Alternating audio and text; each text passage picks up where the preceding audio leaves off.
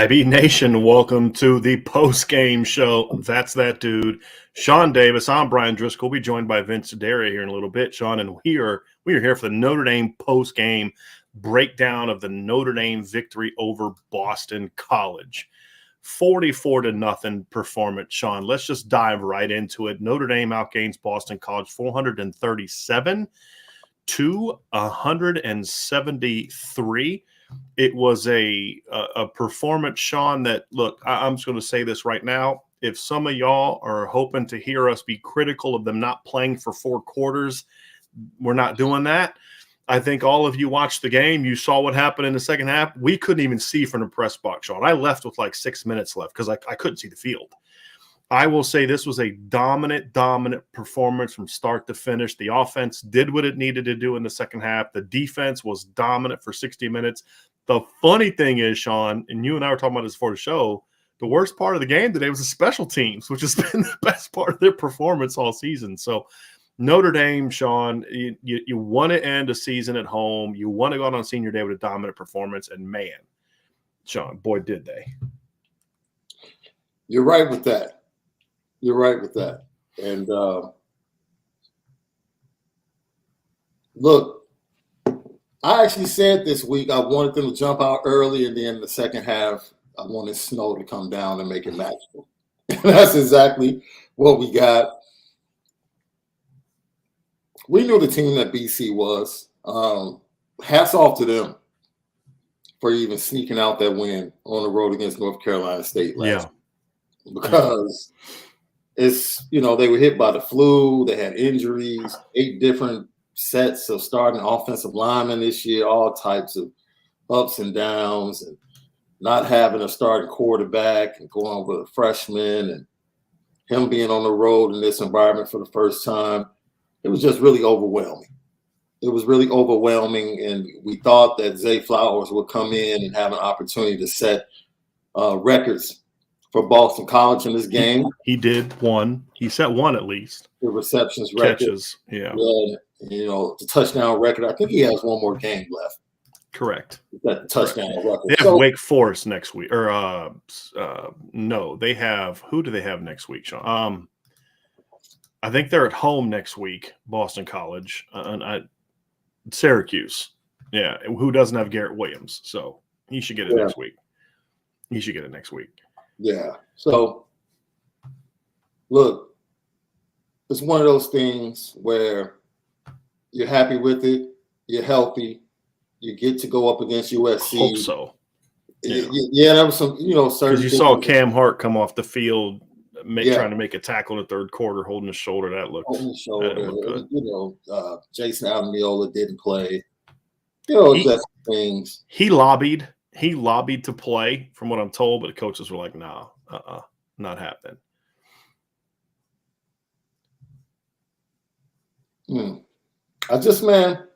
I don't understand how anyone could look at this game and be upset about it in any way, shape, or form. Because with all things being considered, I understand that you probably wanted to see certain players take the field, but it was really about getting time to those seniors, getting them in the game. Of course, you saw some of the youngsters on defense. You definitely saw some youngsters on defense. Yeah. I agree wholeheartedly that at some point in the last 3 games, Steve Angeli should have taken a snap. That's what I did. That's one thing I didn't understand. Yeah. I didn't understand that one. I can understand people being upset about that. Like you said, I think in the second half with the snowfall and in the conditions, I think in the third quarter, he still, Deion Cozy drops a play coming around that would have hit. I promised I wasn't going to start the show with any negative, so I'm not going to touch that one for right now, Sean. No, but I think they were trying to be – they was they were trying to show, or they didn't want it to look like they were taking their foot off the gas for consecutive weeks. So here's my thing about the game, Sean. I really feel that if the snow doesn't come down like that, I think Notre Dame puts at least 2 more touchdowns on the board.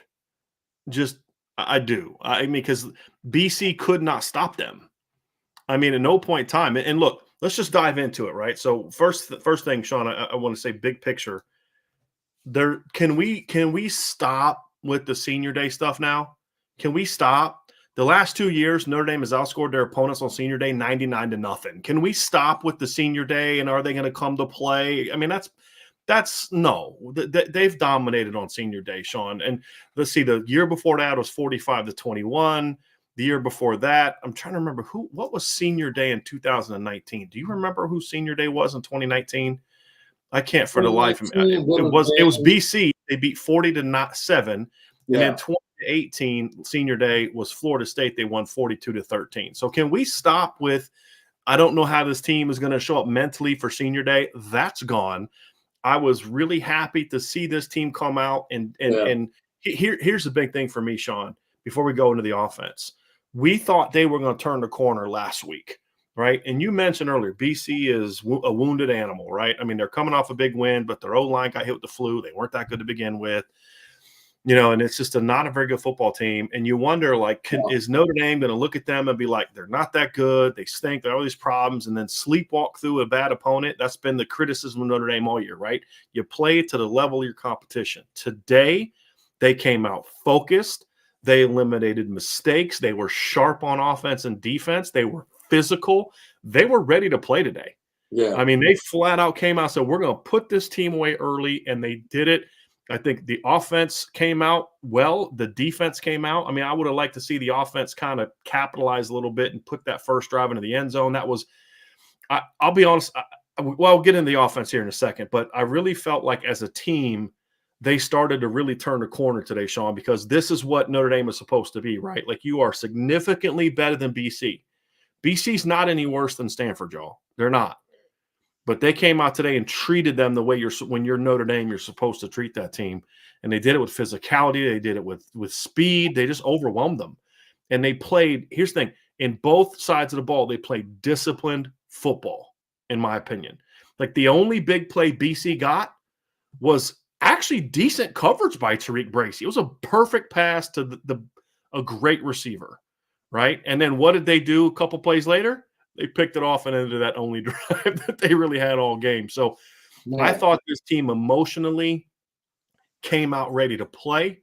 The veterans were locked in. The young kids looked like they were ready to play with their veterans. Yeah. I think emotionally, Sean, I was impressed. You say, okay, you got to see what they do next week. But I feel like this team started to take a corner today by, the whole, well, we didn't play to our level of competition. We played a bad team, and we did to them what a really good team is supposed to do to a bad team. 37-0 at halftime. Let me give you this stat, Sean. This is wild because, again, the final stats were Notre Dame outgained BC 437-173, and it wasn't that close. Here was the halftime stat before we get to, obviously, what happened in the second half. Notre Dame outgained Boston College in the first half 336-81. Notre Dame had more rushing yards than BC had. Total yards, 214-81. Notre Dame had more passing yards than BC had total yards, 122-81. 16 first downs, 3 for Boston College. Now, the defense gave Notre Dame short fields, but unlike the UNLV game, most of the opportunities, they turned those short fields into touchdowns. Right? And that's what you're supposed to do. You're not going to punish the offense that got short fields, right? They did what they needed to do, and, I mean, yeah, there's some things here we'll nitpick and all those type of things. You shouldn't have called 2 pass plays to the left, all that. But this was the best we've seen the offense and the defense play. Take away the quality of the opponent, just look at the performance. Yeah. This was the best we've seen from both sides of the ball in a game really all year, because I felt the pass game was a little bit better this game than it was against Clemson. And that's why I'll say it. And I thought this was the best rushing performance all season that we've seen. When you take out the quality of the competition, which we'll get into again, defensively, I thought they had a really good game plan. Offensively, pretty much a good game plan. This was a complete performance, Sean, and it's what you expect to see from a team like Notre Dame against a bad team like BC. And we hadn't seen that all year. So that was a very good thing to see for me. You're right. I love the way they came out. I love the focus.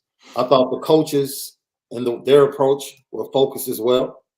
And what you see from this team moving forward is a team that you feel pretty confident, regardless of the outcome this evening out in California, is going to walk in and put forth a pretty good performance next week. Win or lose. Win or lose. And that is what you want to see. I read reports of the scouts that were there, the 3 bowls that were there to watch this team. And there was every opportunity for this team to kind of just play, not lackluster, but play like they have every other time they've played a bad team. Yeah. I get you right. They didn't give us. Look, this team did not give us a mixed bag. No, they did not. If they were given permission to go ahead and pound Boston College and put up 70, I feel pretty confident that they could have done that. I think Marcus Freeman showed mercy when they got the ball. I think it was like 2nd and 2 or something down inside the 20-yard line, and they just kept running straight ahead. Like Marcus Freeman didn't want to make Hatley look any worse. And he knew that if he had kept the dogs going, it probably could have been 60 plus. That's just how much better they were. And that's how bad BC was today. It would have happened anyway if it didn't snow. Yeah. They at least would have put 2 more. It'd have been like maybe 54, 58, right? But to your point, Sean, if he wanted to, he could have hung 70 on him today. Easy. If he wanted to. Easy. Yeah. I'm glad he didn't. Easy. Yeah. And they could have done it. They could have done it running the ball. That's the crazy thing. Right. They didn't have to throw it. They could have done it running the ball today. And that's what you want to see. I am, once again, Blake Fisher. Let me just say this. These seniors that we got to watch take the field for the last time in Notre Dame Stadium in this class, I think represented Notre Dame on, off the field, even through the up and downs of this season. I think the way they've held things together, the way they've spoken about each other, the way they've stuck up for each other, and just even Braden Lindsey, this past week, not taking the bait on certain things. We kind of chuckled at his answer, but taking a step back, we had respect for his answer because we knew and I think that goes to the top. And that's the most encouraging thing, Brian, right? We've been able to watch this head coach develop. And we've questioned things on the left. We've questioned things on the right. We've questioned things that he said. What did he mean?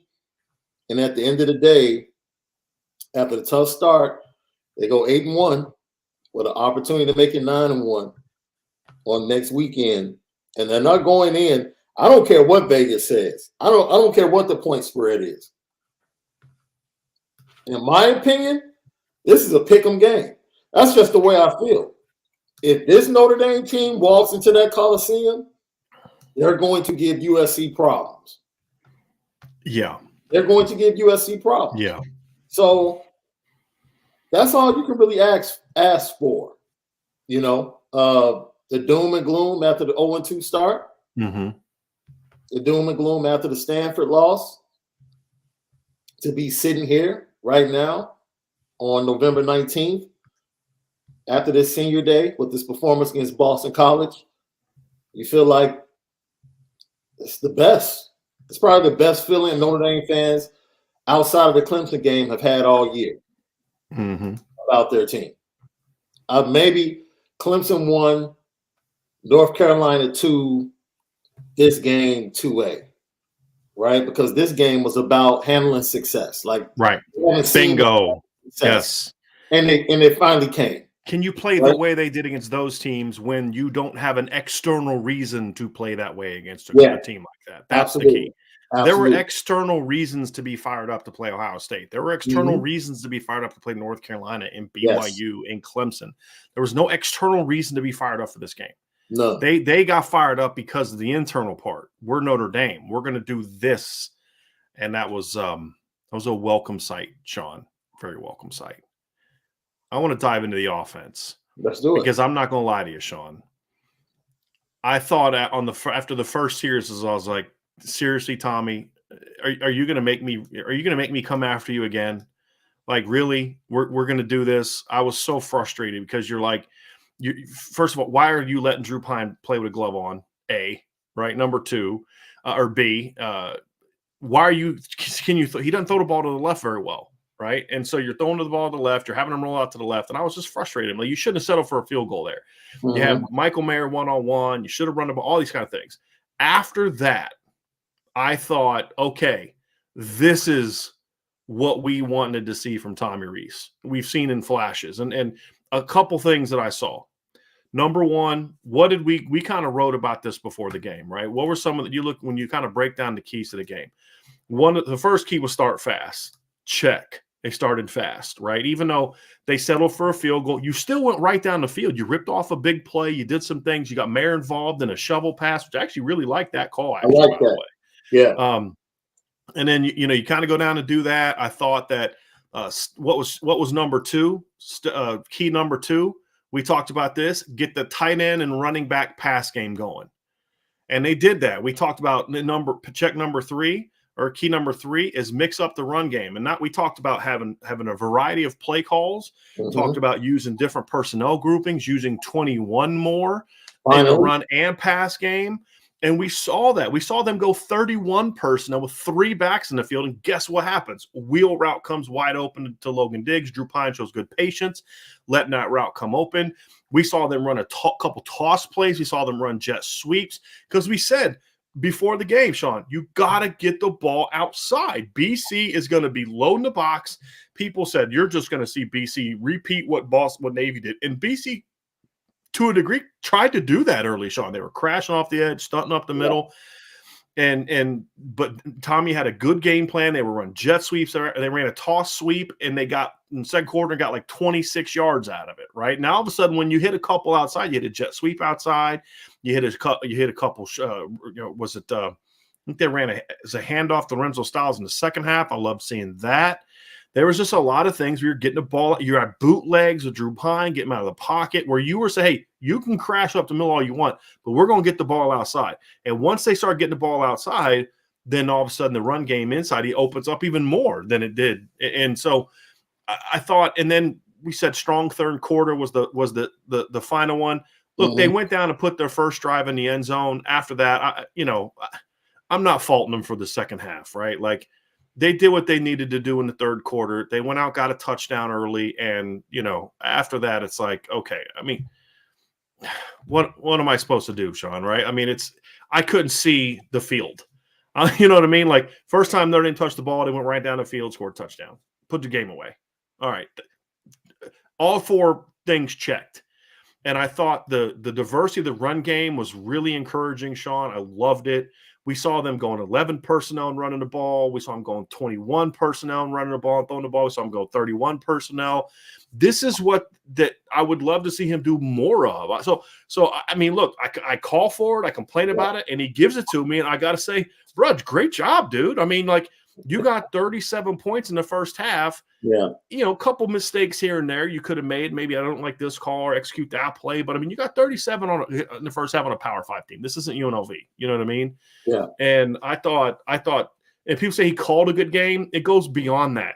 You can't call a good game if you don't put a good plan together beforehand. And I've always said this. You got to be able to do it Monday to Friday. Right. And so not only was the game plan good, not only was the play calling good, but this is one of the most quality execution games we've seen in a lot of different ways. Now, it was part of that's the opponent, right? But we've seen them play as bad or worse opponents. Yes. Right? Stanford's a worse defense than Boston College. Yeah. And they didn't do any of this. This is why I was so encouraged. So it's like, man, if Coach Reese can do this next 2 games, I can't wait till the next couple games. I mean, seriously. So, some of the pass game stuff too, Sean, I liked. They got the ball to the perimeter. They ran some play actions. They ran a flood concept, that 3rd and 6 to Mayer on the deep out cut. They actually ran a flood. They had a go route and then an underneath route, and then Mayer ran like a corner route. So they ran a flood concept. It's hard to cover that the way teams played Notre Dame. It's hard to cover that flood concept when Notre Dame runs it out of a 3-by-1 alignment, which they did. I thought that was impressive. And, there's some things you like to see from Drew Pine. He's got to play better.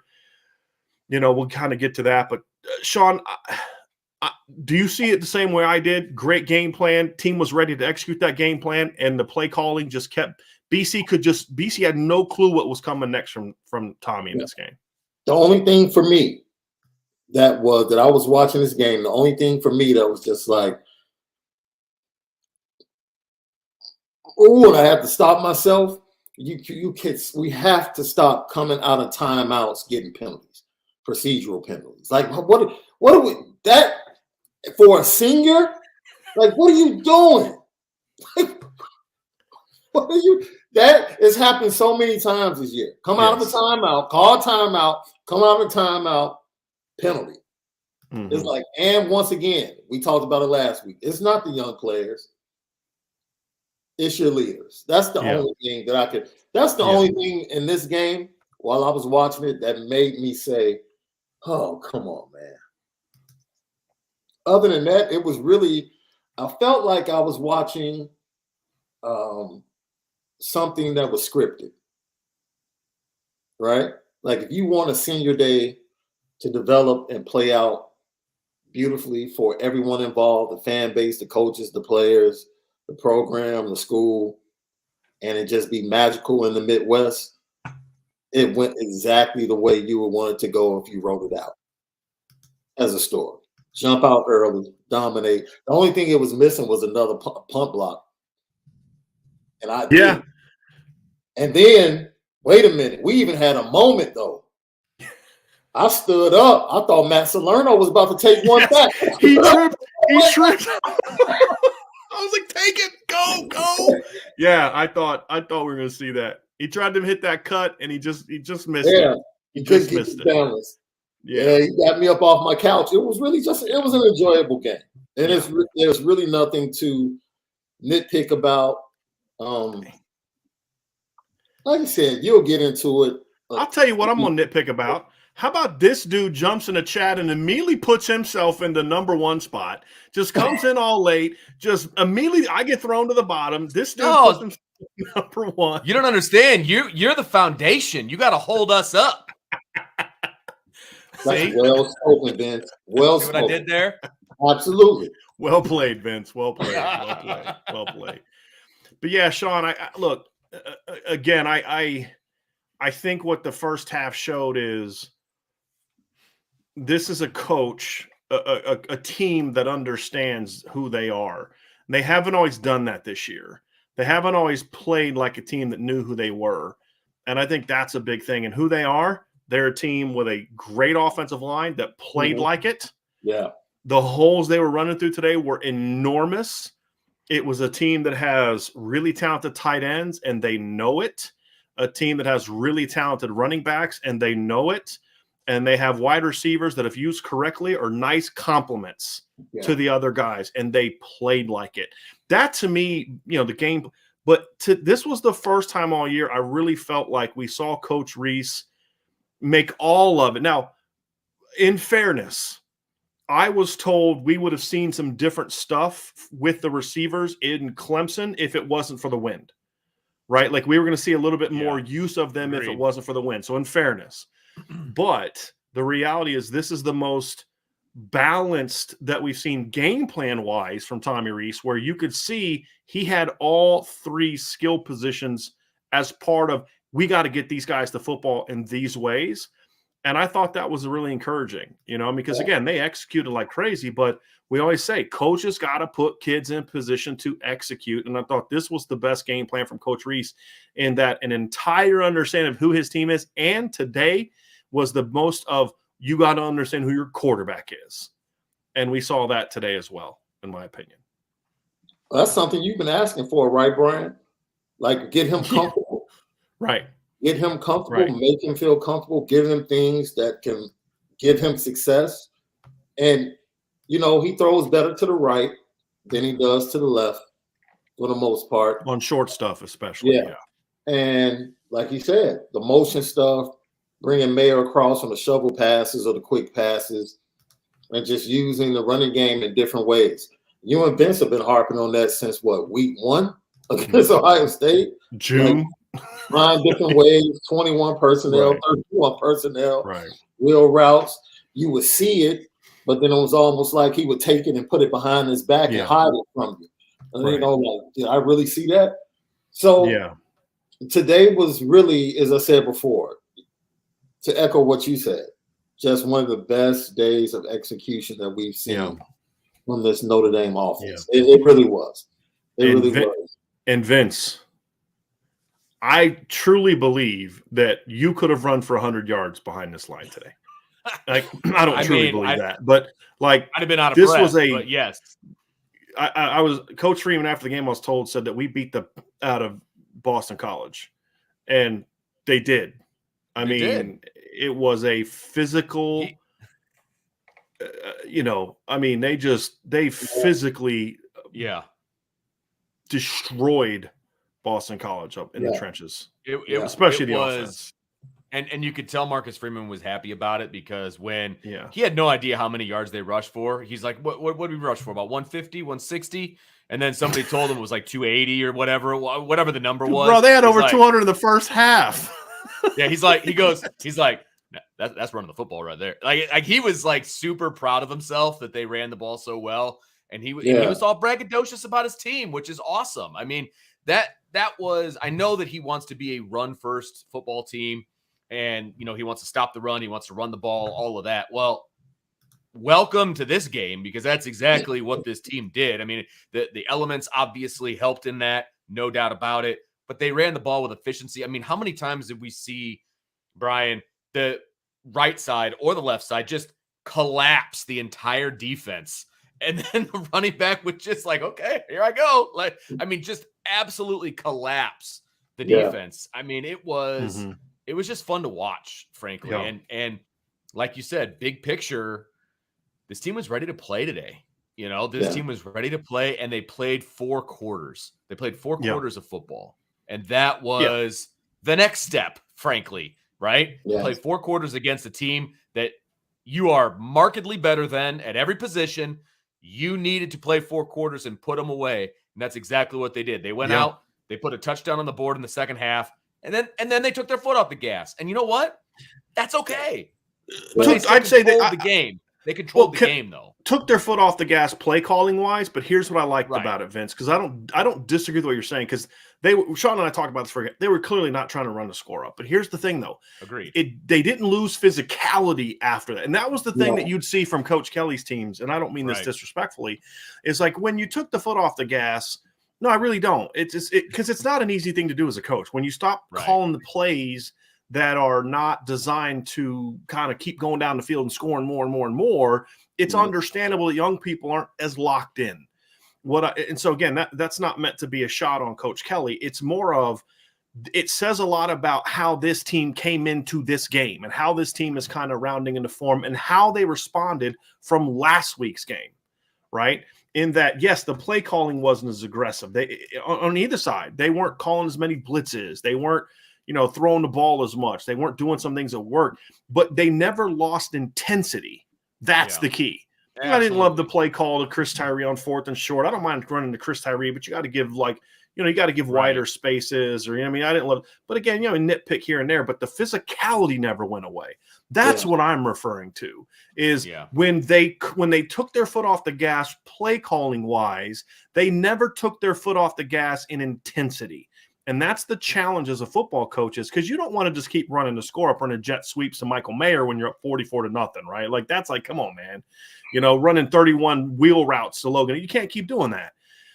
But the challenge as a coach is, can you get them to still play with intensity and focus?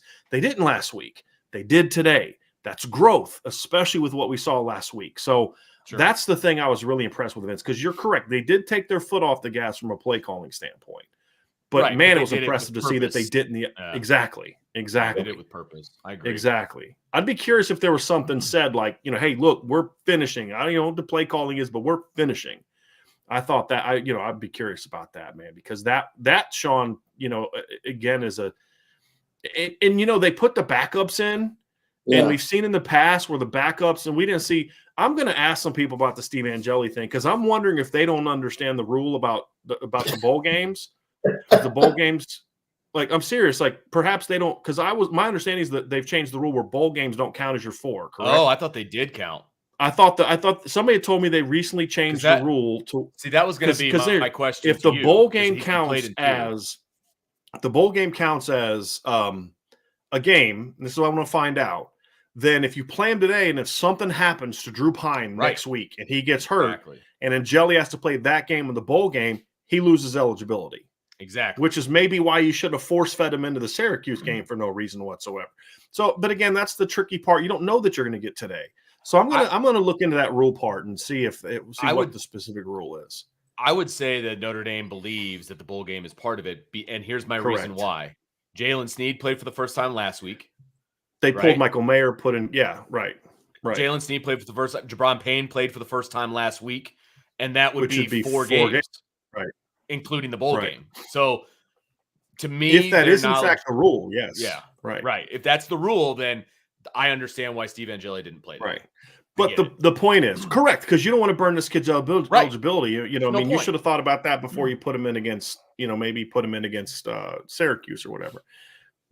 But the thing about it, though, is when they put the backups in, Sean, the backups on offense and defense didn't lose intensity either. And we see that a lot, right? We see that where the young guys come in and they don't – man, I'll tell you what, the backups, not that they played harder, but they matched, I thought, the intensity of the starters in this game. Absolutely. Sean, I mean, that to me was – you. And I'll say, Sean, I'm going to kick this to you.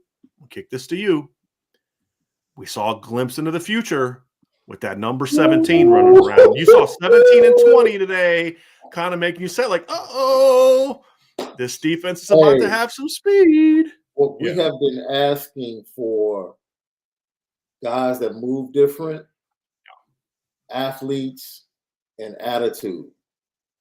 The play that Jason Onye got the face mask, Jalen Snead came out of just hit the dude, stood up, talked to him.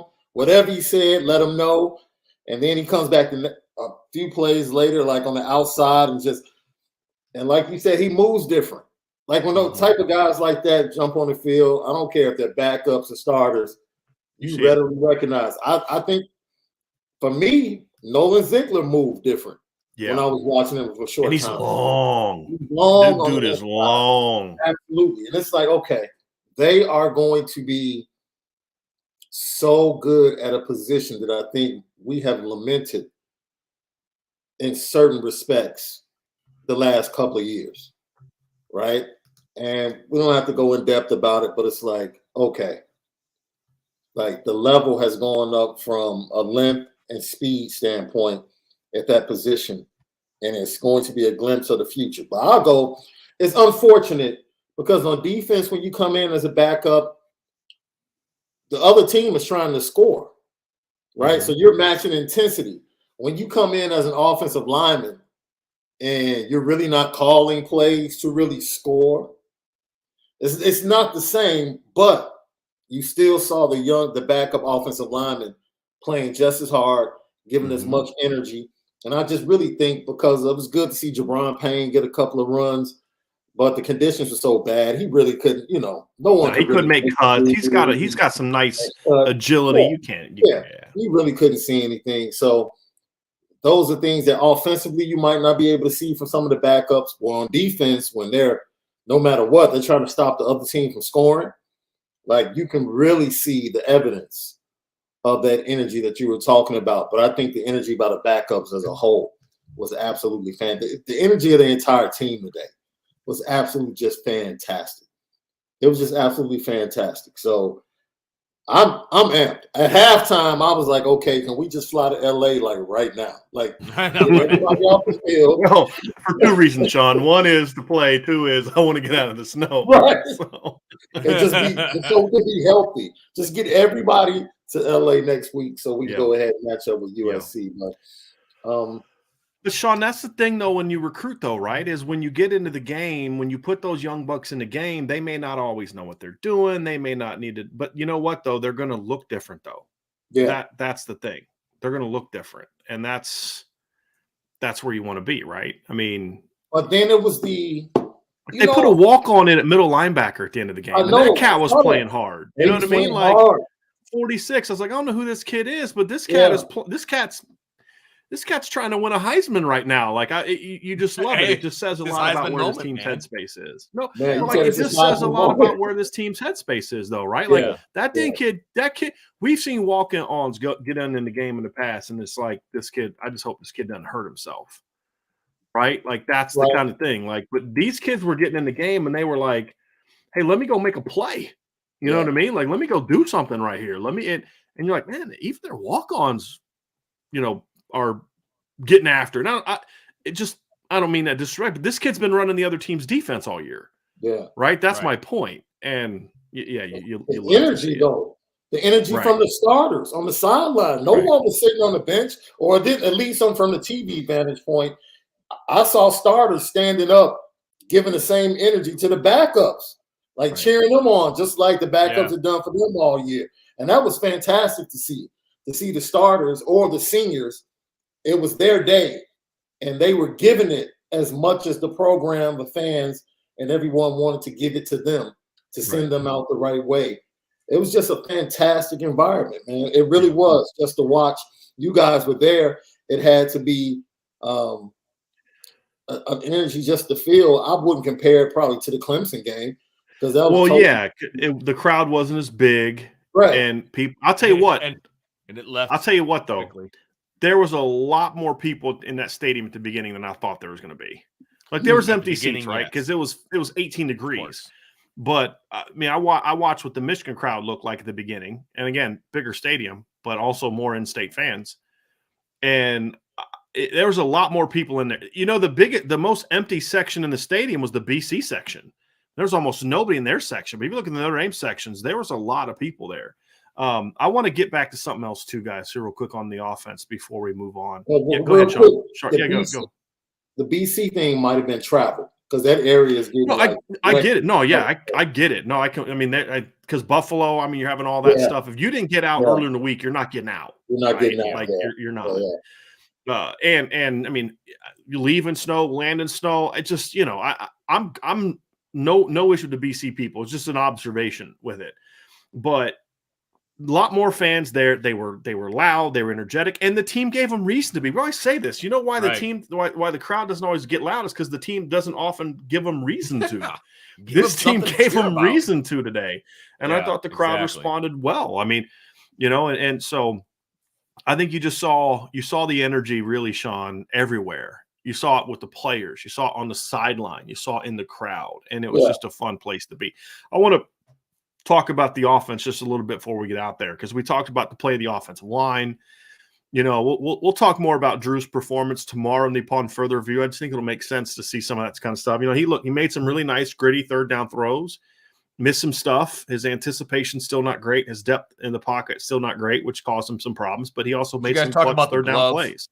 You talk about the glove. We did. I just said I don't have a clue why. I mean, you can see he had no ability to throw the ball with that glove. Zero. On. I don't know what the heck he was thinking. Come on. Anyway, but he made some clutch third down throws in the game. He had the 3rd and 9 to Deion Colsey. It's almost like if it's 3rd and long, you're almost like, well, y'all might want to guard 16 on this play because that's where the ball's going. I mean, and he threaded the needle between like 3 defenders on that first 3rd down conversion to Colsey. It's like, okay, well, apparently 3rd down is Drew wasn't great.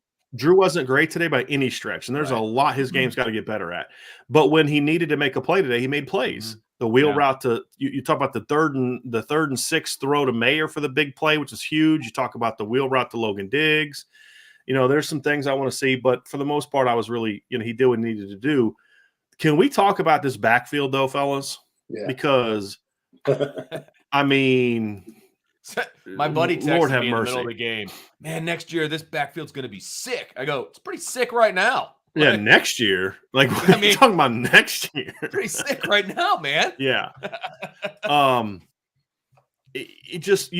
say the first thing that I noticed was Logan Diggs has been really good this year, right? Like that's not a shock. He's been a good football player this year. But I got to tell you guys, he ran with a little bit of extra purpose today. Yeah. And that he was getting downhill hard. Like it's fine that the O-line blocked great, but that doesn't – he was getting down with intensity and purpose early in that game, fellas. Yeah. And he was hitting the hole just a little bit quicker than he had the last game. And then like Clemson game, he was that way. But outside of that, it's like doesn't quite get downhill with the same purpose. He did that today, fellas. I thought he ran great. I thought Audric ran great. Tyree ran great when given the opportunity, like stuff that he can do. And here's the biggest difference in this run game and others. Oh, something else I thought, Lorenzo Styles has been having a really tough time catching the football. Mm-hmm. So Tommy Reese does what?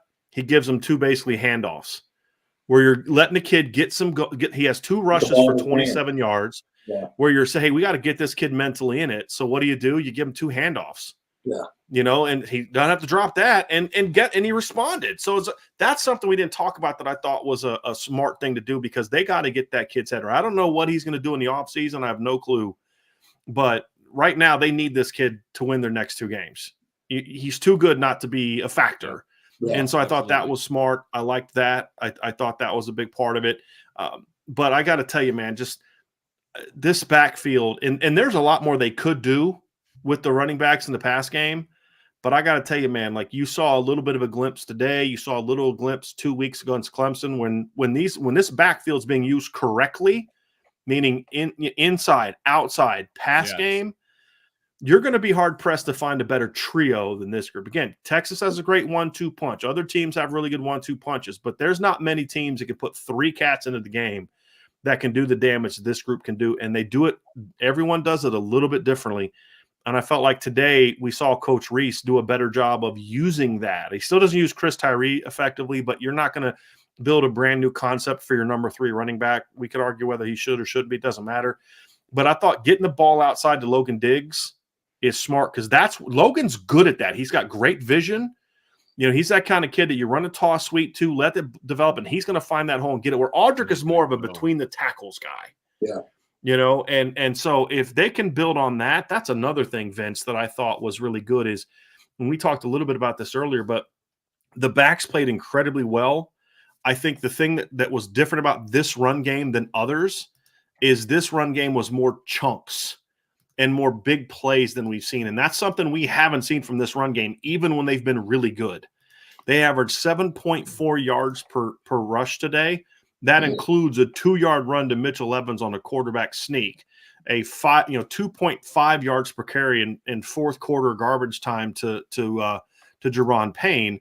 When you look at what they've done earlier in the year, I mean, they 2-5, 3-5, 3-6, 5-6, 5-2, 4-4 against 5-2 against BYU, 5-6 against North Carolina, 4-7 against UNLV, 4-4 against Syracuse, 5-6 against Clemson, and then today you come out 7-4. And I think that was a positive sign too. And again, this is not a great Boston College rush defense, but it's not this bad.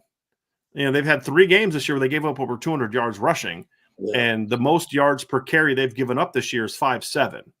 That was to Duke a couple weeks ago, who's got a pretty mobile quarterback. Notre Dame went for 7.4 and 281, both the most. The most they had given up in a game prior to this was 232 and 5.7. And today they went 281 and 7.4 a carry. That's a really strong performance. And it was a combination of this was a physically dominant performance from the line, Sean. Yeah. But also I loved the way that all 3 backs were given early. It's not like Tyree got his touches late. They were all 3 getting touches early in the game. Yeah. I thought I loved it. Loved it. And it was just a game of opposites, right? Aldrick bouncing it outside multiple times. Logan running tough inside. That 3rd and 11. Chris Tyree scoring right up the middle on duo. That 3rd and 11 run that Logan Diggs had was just, he makes contact with the kid like at 6 yards and just drags him another 4 or 5 yards. Yeah, like you said, Vince, just a man. Just ran like a man. So his toughness, we know where he's come from to get to this point, and it looks like he's really having fun. Logan Diggs looks like he's having fun playing football at Notre Dame. Yep. Yeah, and absolutely. That's really good to know. That's really good to watch because it's been tough for him. It's been a journey. His transition was not easy from Louisiana. It wasn't. It wasn't. And that's what college is all about. Learning yourself and overcoming obstacles and getting better. And he is the true example of the college experience at Notre Dame. And to see the fruit and the positives start to come forth for him is just absolutely, you have to feel wonderful for him and his family and his teammates, because, it just goes to show what this football program is all about and how it builds more than great football players. Yeah. I want to say something real quick, guys. Just before we wrap up the offense here, Miami today had 98 yards of offense against Clemson. 98 yards of total offense against Clemson. Notre Dame had 283 rushing yards against Clemson. Mm-hmm. Miami had 98 total yards of offense. That's pretty bad. I'm trying to figure out how they got 10 points. Let's see here. Okay, they had a 10-yard scoring drive. So it came after some kind of something happened. Yeah. Turnover, long return, something like that. Let's see if we can figure out how Miami got that. It was after a fumble. Okay, so it was after a fumble. So let's talk about the defense, guys. There was a couple calls today by Al Golden that I didn't like, Vince. You and I talked about this at the time. I hated that 3rd and 8 call where they dropped 8. I'm like, you've been heating them up all game. Like, you might as well stick with it.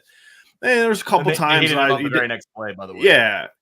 I didn't like the not giving Tariq Bracy any help on Zay Flowers. But other than that, I really liked the game plan from Al Golden, right? Because you run the risk of overheating them up because their O-line stinks. I thought he was aggressive, but not out of control. I thought he mixed up his pressures, inside stunts, edge pressures with backers, edge pressures with his secondary. We saw Tariq Bracy come off the edge early.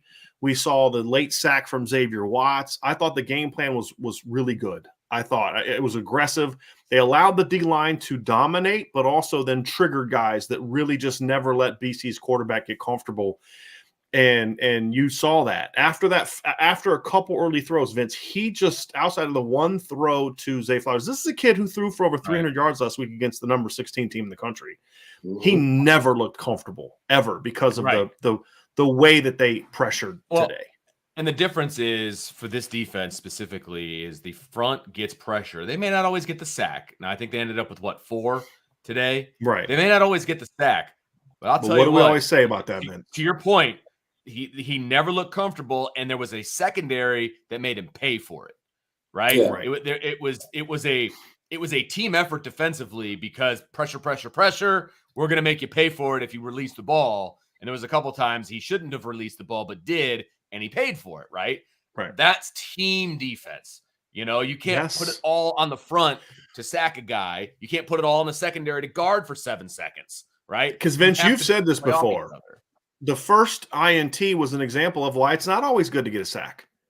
Right. I mean, right, Vince? If they get a sack 100%. there, it's a punt. Yes. Right. Absolutely. 100%. It's not a turnover like it was. So, yeah, absolutely. And of course, Benjamin Morrison played a great game. But can I ask you all a question? Vince, I'm going to ask you this question. Sean, I'm going to ask you this too. I know what you're going to ask. What was your boy McNulty thinking? Did he not watch film with his team? What got into his mind saying, let's throw at number 20? Let me tell you. I truly believe these coaches watch film and they, in their minds, see near misses. They see near misses where guys are behind Benjamin Morrison and the ball was just a little bit overthrown or thrown short or too much to the outside and it was incomplete. And they say, if my guy can just make the throw, we can actually take advantage of this kid. That's the only thing that could be in their minds, right? Yeah. The only thing. You watch the Syracuse game and you say, okay, he gave up a touchdown. Sure. You saw this. And you don't have a Rondé Gatson at second on your team. And you surmise that yeah, your quarterback with your best receiver, Zay Flowers, a pretty darn good receiver. But they didn't go after him with Zay Flowers. They were going after him with other dudes. With Tariq and other dudes, right. So look, the kid continues to the amount of confidence that forget next season. He ends the season. He'll go through practices for the bowl game. The amount of confidence he's going to have by the time the bowl game gets here is might as well cut the field in half. You just cut it in half. Like, I don't care who they play. Throw the other way. Right. Just throw the other way. Right. So it is becoming – it's almost like watching the special teams, like with the punt blocks. Like, again? Right. 3? How are you not more prepared for that? Right. I've never seen, I have to really dig. He's so technically sound. Yeah. And aware of the right. You talk about it all the time. There are a lot of athletes, but how many football players do you have on your roster? You can have a bunch of guys that can run, jump, strong as heck. But how many football players? This young man is a football player that happens to be a heck of an athlete. And that combination. He is a combination of the two 2018 corners. He has Julian Love's technical savviness and ball skills and feel for the game, and Troy Pride's athleticism. Maybe not the pure raw speed, 4.4 flat speed, but he's plenty fast. Yeah, but he's extremely athletic and he's long. Yeah. And I just don't understand why teams continue to go at him. It just doesn't make sense. Go ahead, Vince. It's because of what you brought up when you were writing your defensive observations, right? You said, man, was this Cam Hart's best half? It was the halftime thing. Yeah. Right. Yeah. And that's one of the reasons that they keep going to Benjamin Morrison because. But if you're watching film, yeah. You know what if you're watching film, though, right? Yeah. They got to. I don't want to be man. I don't want this to be the game that Cam Hart figures it out against me and my team. Yeah. Right. Yeah, right. They're going away from Cam Hart. Zay Flowers didn't have a great game today. In big time goes to Cam Hart because he was the one covering him most of the time. Well, the big first play of all, was against Bracey. Right. And let's be real about that big play, too. Tariq was in really good position. That was a great ball. That was a great ball. And Zay did a great job of accelerating at the end. Right. So exactly. Somebody's got to tip your cap. Yeah. But Cam wasn't like tested in coverage a lot. Although Vince, you made this point during the game. If JD Bertrand doesn't kind of tip that, kind of get in the way of that pass, I think Cam might have picked that off. He had beat that guy to the ball. Yes. But his open field tackling, because one thing we said during the week is Zay is dangerous because they'll use him vertically, they'll use him on crossing routes and things like that. They had a Zay Flowers game plan today. And then the other thing is they'll get him in space. Yep. And Cam Hart had 2 huge stops on him in space. One completely in space. And the thing he did was so well is Zay caught the ball and Cam attacked his outside shoulder. And so Zay couldn't outrun him outside because Cam was right there. And then when he cut inside, Cam immediately squeezed. But then Zay sees all the inside pursuit was excellent on that as well. As soon as they saw the ball go outside, they flew outside. And Cam was really good on the perimeter because stuff that we've seen work against everybody else with Zay Flowers wasn't working today. And huge kudos to the Notre Dame corners because they basically, Al Golden, part of me questioned it because you gave up the one deep throw, but then as you saw the game evolve, you're like, okay, well, BC couldn't go back to it. As Al Golden said, we're not going to change who we are for Boston College. meaning we're going to let our kids go cover. We're going to let our corners cover. We're not going to play too high and, double cover this dude. We didn't double cover anybody at Ohio State. We didn't double cover Josh Downs. We're not going to double cover Zay Flowers. He let his dudes go out there and compete, and they rewarded him for it. Because even that one play with Tariq Bracy, I don't know what you could have told Tariq Bracy on that one. He was actually in pretty good position, I felt. It happened right in front of us on the sideline, Vince. But then what happens a couple plays later? They try to go at him, and then because Notre Dame will play a lot more cover 2 to the boundary than they do to the field. And it's not, I wouldn't even say it's cover 2, Vince, because you're letting Benjamin Morrison play man, but they'll have that safety get off the hash. And Benjamin Morrison plays it perfectly. Yeah. And the only drive they really had, and when the game was even rolling down, where they crossed midfield, was that play where they hit the 39-yard bomb to Zay on 3rd down. Yeah. And then the drive ends with Benjamin Morrison picking the dude off in the end zone, right? Because he played it perfectly. The ability, because Sean, this goes back to what you said, being a great football player. Yeah. Okay, athletically, he was hip to hip with Joseph Griffin, just coasting with him. Great position. You're on that backside hip, but you're tight enough to where you're right there with him. But then the awareness to then turn, find the ball while not losing the receiver, and then making a play on the ball against a 6'4" guy because he couldn't lead him.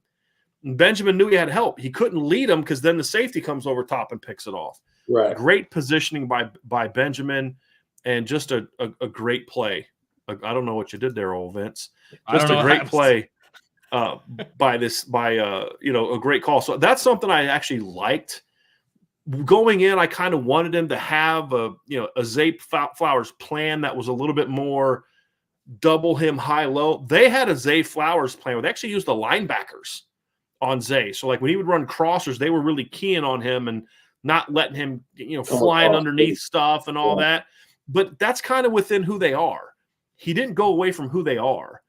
And I like looking back, I liked it because he's done that all year. I'm going to trust my dudes. And can we say something else, fellas? I forgot to say this, Vince. We talked during the week. The hardest adjustment to make for the triple option is not the week leading up to the triple option game. It's the week coming out. This team did a phenomenal job of bouncing back from playing the triple option to getting back to playing pro style football. And it was immediate, right? Because this wasn't like the Marshall game where they forced a 3 and out and had 2 incompletions, but the dudes were open and they missed them. No, they weren't open. They weren't open. They had him on lockdown. There's a couple of times where he missed where I'm like, why did he throw it there? Because if he throws it in front, the ball's getting picked off. Or if he throws, you know what I mean? Like he had nowhere to go. That's something else too, Vince, that we saw is the ability to quickly get past the triple option. So they killed 2 narratives, completely murdered, buried, like rest in peace. Today was the post-Navy thing and then the senior day thing. Like, those are dead. Those are dead. Those are gone. They haven't been bad on senior day in what, 6 years? Something That's like that. Oh, well, the only other time was 2017 Navy because they were coming out of the Miami game. The Miami game was the week before where they got killed. Yeah, so it's 2017. Yeah. In 2016 they were bad always. Right. First game, second game, third game, last game. It doesn't matter. They sucked. That doesn't matter. So yeah, I mean, that one's got to be dead. We got to put that one away. Like Sean and I were talking in the pregame show about. Remember when it was a narrative that Notre Dame stunk in November? Like, remember when that was a thing? Like, that's not a thing anymore, right? Well, yeah, and Kelly squashed that in the last couple of years. I mean, right, absolutely. And playing poorly on senior day, that's not a thing anymore. Okay, and playing poorly coming out of the Navy game, not a thing, right? Can Marcus Freeman get his team up for a game that is a lesser opponent? I think 2 games in a row he's got him up. This game, it was the whole game, right? But they had them prepared to play in the first half in both games. So I think that one you kind of check off at this point, in my opinion, right? And now we obviously look forward to next week and we get excited about what the possibilities are there. But this week, he took care of business, man. As the coach, he had his team prepared, right? And he is evolving into the head coach that I think we all want him to be. He's not perfect. He's never going to be perfect, but he's getting on the refs. He's coaching up. He's going for the jugular. He's using his timeouts properly. Like, he is doing what he's supposed to do as a head coach. Now, personally, I wish it would happen a little earlier, But we've seen that over the last few games, and it's great to see. And so he's checking a lot of boxes for me right now. A lot of boxes, which is great. Sean, any other thoughts from the defense? I think what we saw, too, is the linebackers. But I'll tell you this, dude, we saw how as much as people gave him a hard time, understandably, because he didn't play well early in the year, but we have seen in the last month how important J.D. Bertrand is this defense. Mm-hmm. They're a different defense when he plays. Because let's not forget something else, too, fellas. They held Boston College to, what did I say it was? Like 117 total yards of offense? Yeah. Was that what it was? And I'm looking at it now, and I think they had – give me just 1 second. 117 yards of total offense.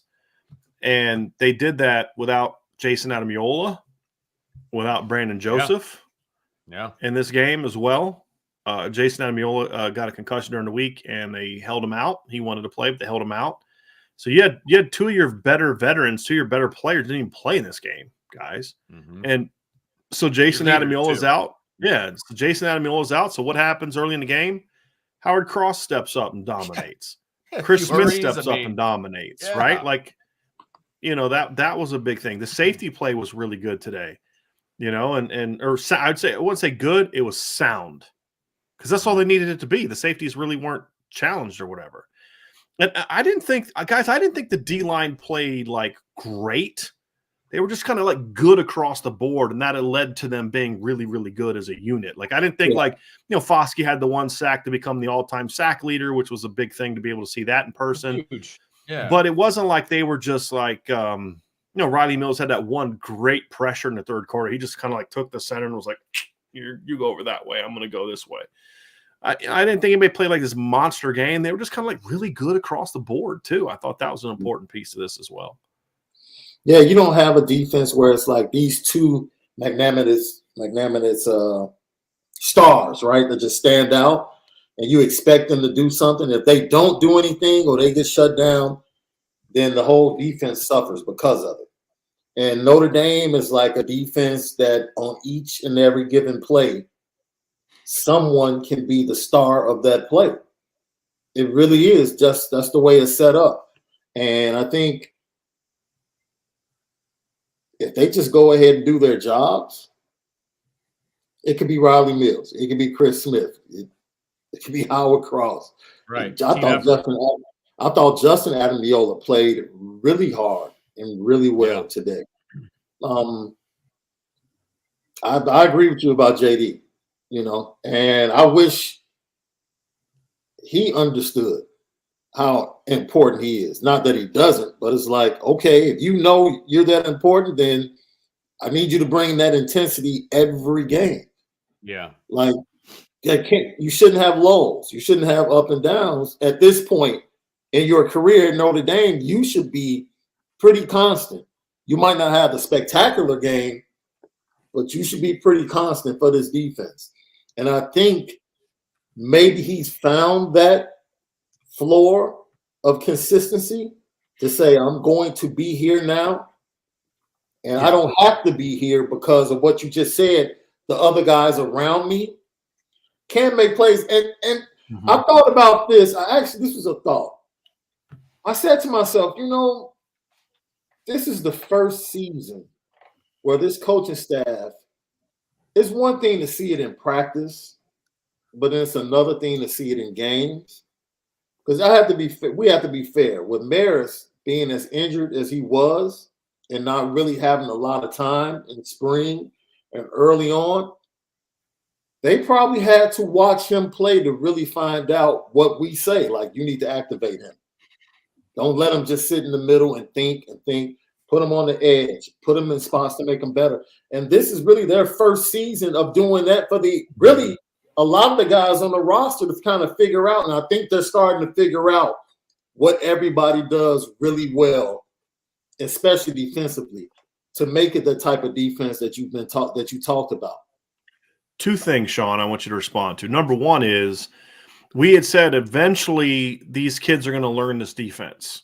Mm-hmm. I just don't like the fact that they did it the way they did it. I don't want seniors to have to eventually learn it, number one. Number two, that learning process was sped up. As I'm going to go back, Vince, you started to see the coaches checking the boxes, right? we talked about the conversation that Marcus Freeman had with his coordinators post Stanford about we're going to simplify things. That started the process to where the linebackers took off. Yeah. Now they're still doing complex stuff, but it's not as much, not as many checks, not as much volume. And it's still, he still activates and all that, to your point, but they were activating a decent amount early. They weren't making plays in those situations because there was an uncertainty. There was a play today where Marist, I don't think it was a stunt. It was a run call, and Marist was in his normal stance, and as soon as he saw the guard step, he exploded through the line and blew the dude up at the line of scrimmage from the backside. Yeah. And so I think that Coach Freeman stepping up, Sean, and saying, this isn't always about us. We got to make it to where they can play. That's a former linebacker, former linebackers coach, former defensive coordinator who's now the head coach saying, this is how to make those guys work. And I'm not trying to take anything away from Al Golden and James Laurinaitis because they had to get the job done. But I think that's the moment where we started to see the linebackers change. And I thought they played really, really well today. But and just to point out again, I think we said it, JD playing well is not a shock to us. It shouldn't be, no. JD played well last year. Yeah. He played really well last year. So the leading tackler. Yes. So I think we all expected coming into this season that he would take it to another level, which is why the early play was so disappointing, because his early play was beneath what he's shown last year. Like, you're not even playing out of position, in my opinion. Right. Last year playing out of position. Yes. So that was why it was so troubling. You know, not that we didn't think JD could play. It's like almost like him playing the way he's playing now. It's like, okay, this is what we expected. This is why, Sean, as much as we hated to play the linebackers, we said, look, y'all, just benching these kids is not the answer, right? Like, it's getting out of them what they're capable of is the answer. At other positions, benching dudes is the answer. That was not the answer at linebacker. It was these kids are too talented to not get more out of them. You've got to figure out a way to get more out of them. Correct. And that's the key. And they're doing that. And all of a sudden, this front seven looks really good. Now, again, BC's not very good, but they did to BC what a great defense is supposed to do to a team that's not very good. They held them to 117 yards of offense, fellas. 117 yards of offense. And you can't say, well, it was the weather and all this stuff, because they were like 81 at halftime. Right? I mean, you know what I mean? Like, and they got 39, they got a lot of those yards towards the end of the game when, you know. Well, in 39 of the first half, 81 came on that one play to Zay Flowers. The 39, it was almost half of it came on one play. It was a totally dominant performance on all three levels. I hope that Cam Hart's okay. That was the one thing that concerned me about this game, is when you saw him rolling around on the ground, holding his shoulder when he had that third quarter missed tackle. You know, but guys, I was really impressed by it. You know, the red zone. Can we say one other thing, fellas? I know the reason it happened, but like, the defense finally stepped up and didn't allow a red zone score. It went 0 of 1, right? Like, you know, that was great. And it was a turnover. It wasn't just they didn't just keep him out of the end zone. They got him turned over because of the interception, right? Right. Yeah. That was the red zone trip, right? Yeah. Yeah. I think they were right on the outskirts. I'm not sure if I have to go back and look. But I thought it was later. Okay. So, but you could be right, Vince. You could be right. I'm trying. They didn't get in the red zone very much, obviously. Yeah. I have to go look at that. But the point is that you know, you're good on third down defensively. Right. Your offense was good in the red zone. You know, you went 6 of 7 in the red zone today on offense. 5 touchdowns. Right. I mean, that's where you want to be. So very pleased, fellas, today with an all-around performance. Special teams just had an off day. The wind was jacking up the kick return coverage and the kickoffs. I mean, the wind was jacking that kid up. I mean, he kicked 2 out of bounds. I don't think he's kicked 1 out of bounds all year. Nope. He kicked out 2 today. Couldn't get the ball in the end zone because of the winds. Yeah. I'm chalking this one up to weather. I know that's probably not fair, but, you know, and then Salerno just made a boneheaded play on that one punt return. That was just, dude, you got to run up there and make sure everybody's away. You don't go try to slide and field that punt. But you know what? Kid's a fifth-year senior trying to do something on senior day. He'd already taken one. He thought he was going to take back down. I think he was just trying to go make a play. You know, you say, hey, man, you can't do that. But you also – look, I handle mistakes made out of aggressiveness a whole lot different than I handle mistakes being made out of not being locked in or focused or whatever. Like, I'm going to get on you, but, you know, I'm the back of my mind, I'm like, look, I love the aggressiveness. Let's just harness that aggressiveness a little bit, right? But, Vince, you made a great point to me. This game showed what you have been saying for years, and I've agreed with you. The fair catch crap was not about Matt Salerno. Right. It was about Brian Polian. Yes. Can we also kill that one as well now too? Thank you. They were fair catch you coaches, not because of the returners. Yes. 100%. Like clearly the kid has enough talent to return punts. Okay. And I realized that was one return, but I mean, he's doing spin moves. He's making guys miss, and then he tackles himself. But still, like, that was a return, man. Like, he wasn't allowed to return the ball, people. Like, it's not just Matt Salerno. Matt Salerno deserves, you know, credit when he deserves credit. He deserves, you know, criticism when he deserves criticism, okay? And a lot of times it's not Matt Salerno that we're criticizing. It is the call to have him on the field in certain instances, right? Sure. That's more the criticism for Matt Salerno. But the fair catch stuff, that is not him, okay? That's your He boy, wanted Brian to return Polian. the ball. Yeah. Yes. He's busy screwing up LSU special teams right now. Oh, thank goodness. I love the pettiness. Sean, y'all, South Carolina just scored. They're up on Tennessee 20-7. Yes. Let's go. All right. So anything else you guys like to, I think what I want to do here is I want to kind of dive into some super chats, talk about the game. We're just going to hang out with our people a little bit. But any other thoughts you guys have on the game today, fellas? I'm pleased. I would have liked to have seen the weather hold up. I know Sean wanted the magic of the white, the white snow and all that. But I would have liked to have seen what this team did in the second half. You know, could they have put a couple more on? But other than that, guys, as coaches, we're always going to find stuff. I didn't like this call. I didn't like that call. But I think overall, guys, loved the game plans, loved this team's preparation emotionally, technically, scheme-wise. The execution was excellent on offense and defense. And this team did what you're supposed to. This team did what a top 10 team is supposed to do to a team that stinks. Yes, absolutely. And I'm excited. And I hope. What did we say too? They needed momentum. You wanted momentum going into next week, and I can't think of a better way to get some momentum, guys, than what we saw today. Yep.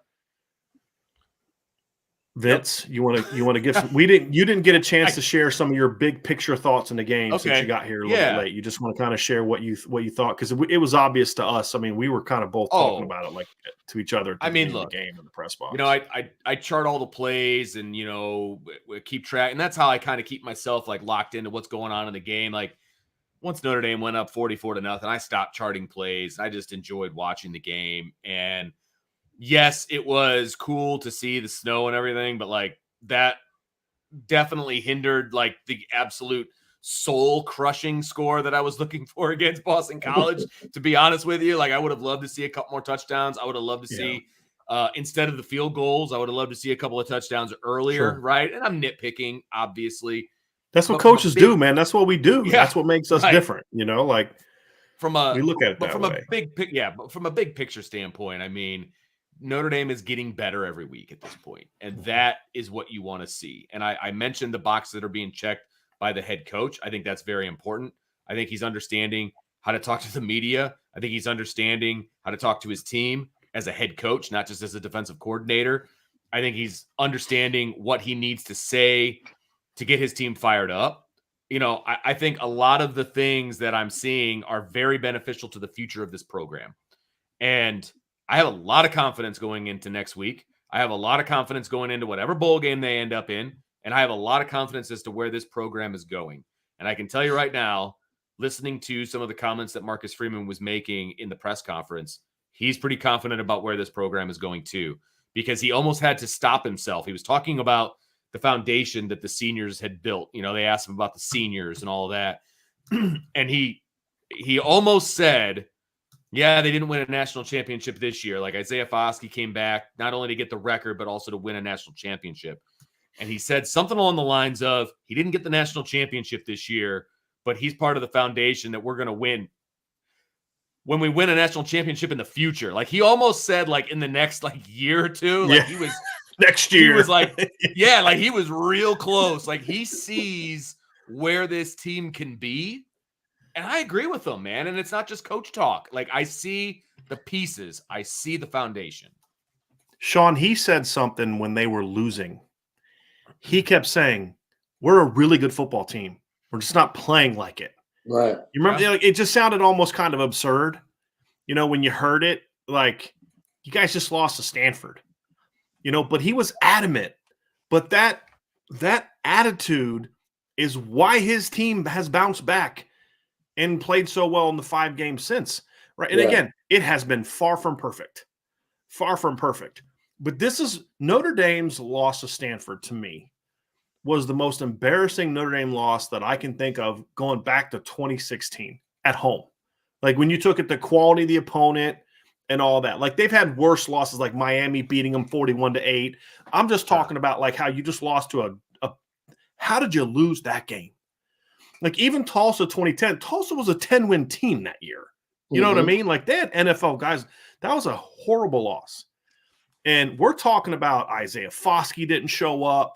We're thinking, is that dude going to check out? We're asking if like some of the veterans are going to check out now. You know, are they this? Are they that? And since that game, again, they haven't been perfect. They beat UNLV 44-21 in a game that wasn't that close. They beat Syracuse 41-24 in a game that wasn't that close. They beat Clemson 35-14 in a game that wasn't that close. They beat Navy 35-32. It was that close because they played so bad in the second half, but it was 35-13 at halftime. And then they just beat Stanford 44-0 in a game that wasn't that close. That's what this team has done since Stanford.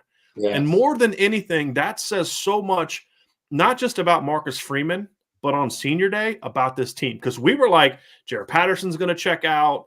Isaiah Foskey's going to check out. People were like, Michael Mayer should just start getting ready for the NFL now. Yeah. Right. Like Isaiah Foskey just disappeared against Stanford. You're like, what the heck is going on? Can I give you guys a statistic? Isaiah Foskey coming out of the Stanford game had 3 sacks in 6 games. 3 sacks in 6 games. Since that time, right? So this is now 5 games since then. Isaiah Foskey has had 6.5 sacks since we thought he was ready to check out, because of just how non-existent he was against Stanford. He had 3 the next week against UNLV. He had a 1.5 sacks against Syracuse, a sack against Clemson. He had a sack today. The only time he didn't get a sack was against the triple option team. You know what I mean? Like that says so much about Isaiah Foskey, and that it wasn't just, to your point, Vince, it wasn't just about the draft. It wasn't just about the record. This kid could have said, you know what? Screw this. We're 3-3. This is bull crap. I'm not putting my body on the line for this. But instead he said, that's not the legacy I'm leaving. Nope. I didn't come back for that. I think, and he's not the only one. He's just the most obvious example based on numbers. The way Michael Mayer has played. Michael Mayer even more so had a right to be pissed off because he actually did leave everything out on the field against Stanford.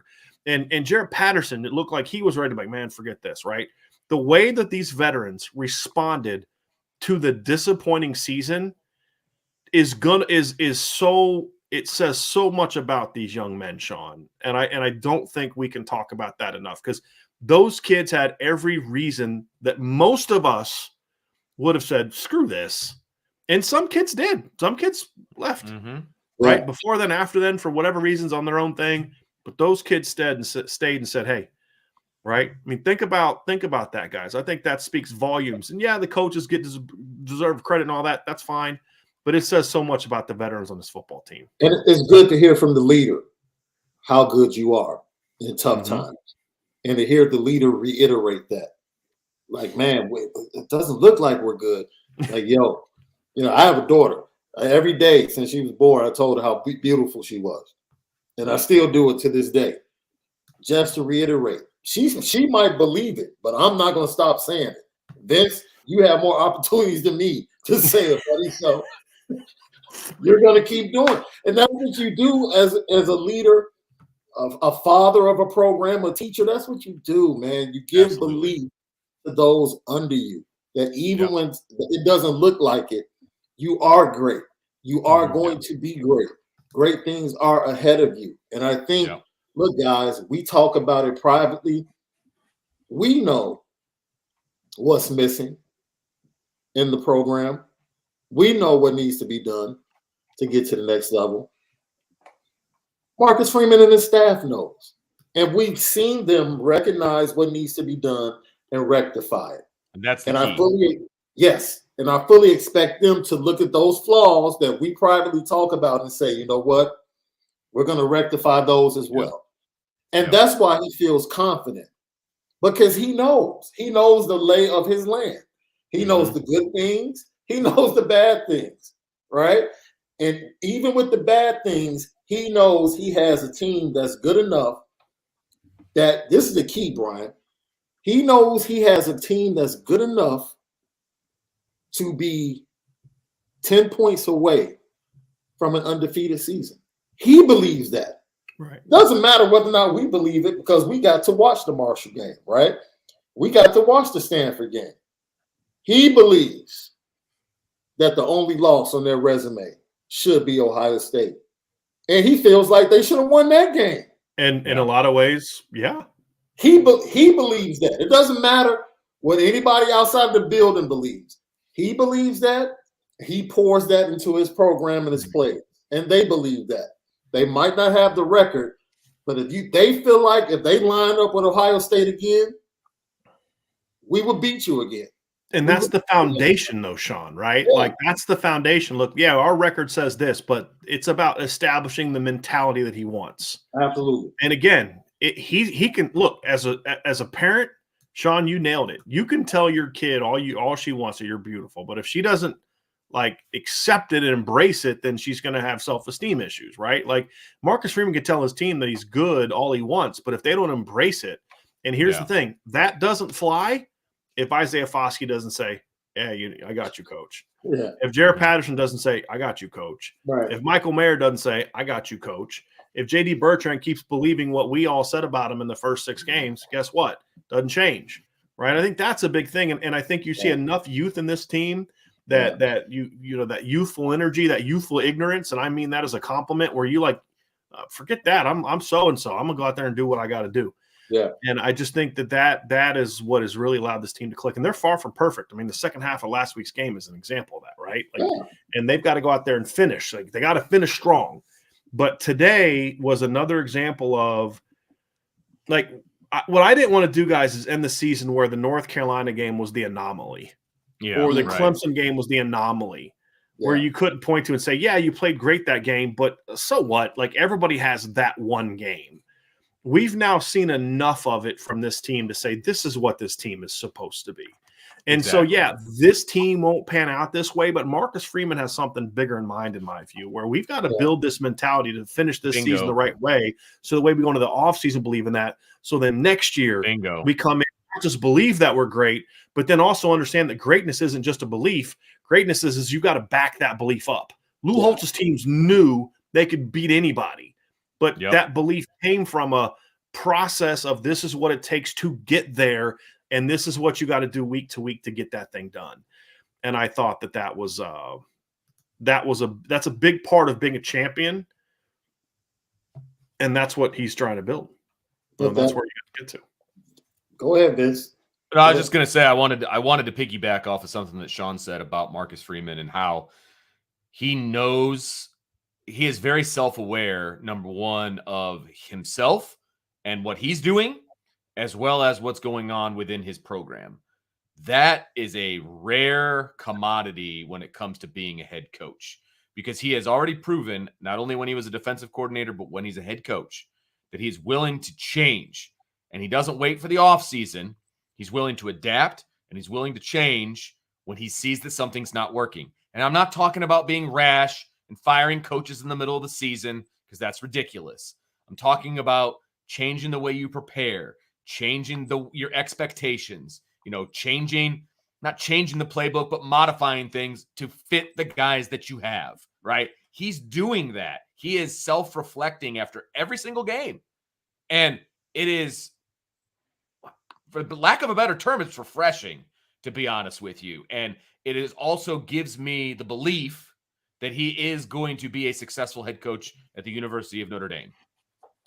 You don't change unless you're willing to admit that your decisions were part of the thing that got you here, right?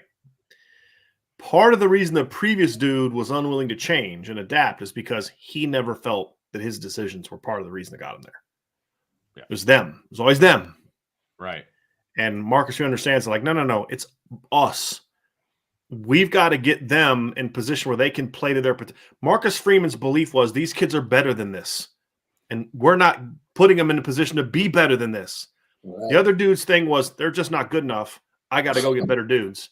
I can't recruit better dudes here, so I'm going to go find somewhere else to get better dudes. Right. And, that's why this guy's easy to root for. Right. Absolutely. Super easy to root for. That's why the most impressive thing, we were talking to our guy, John Garcia.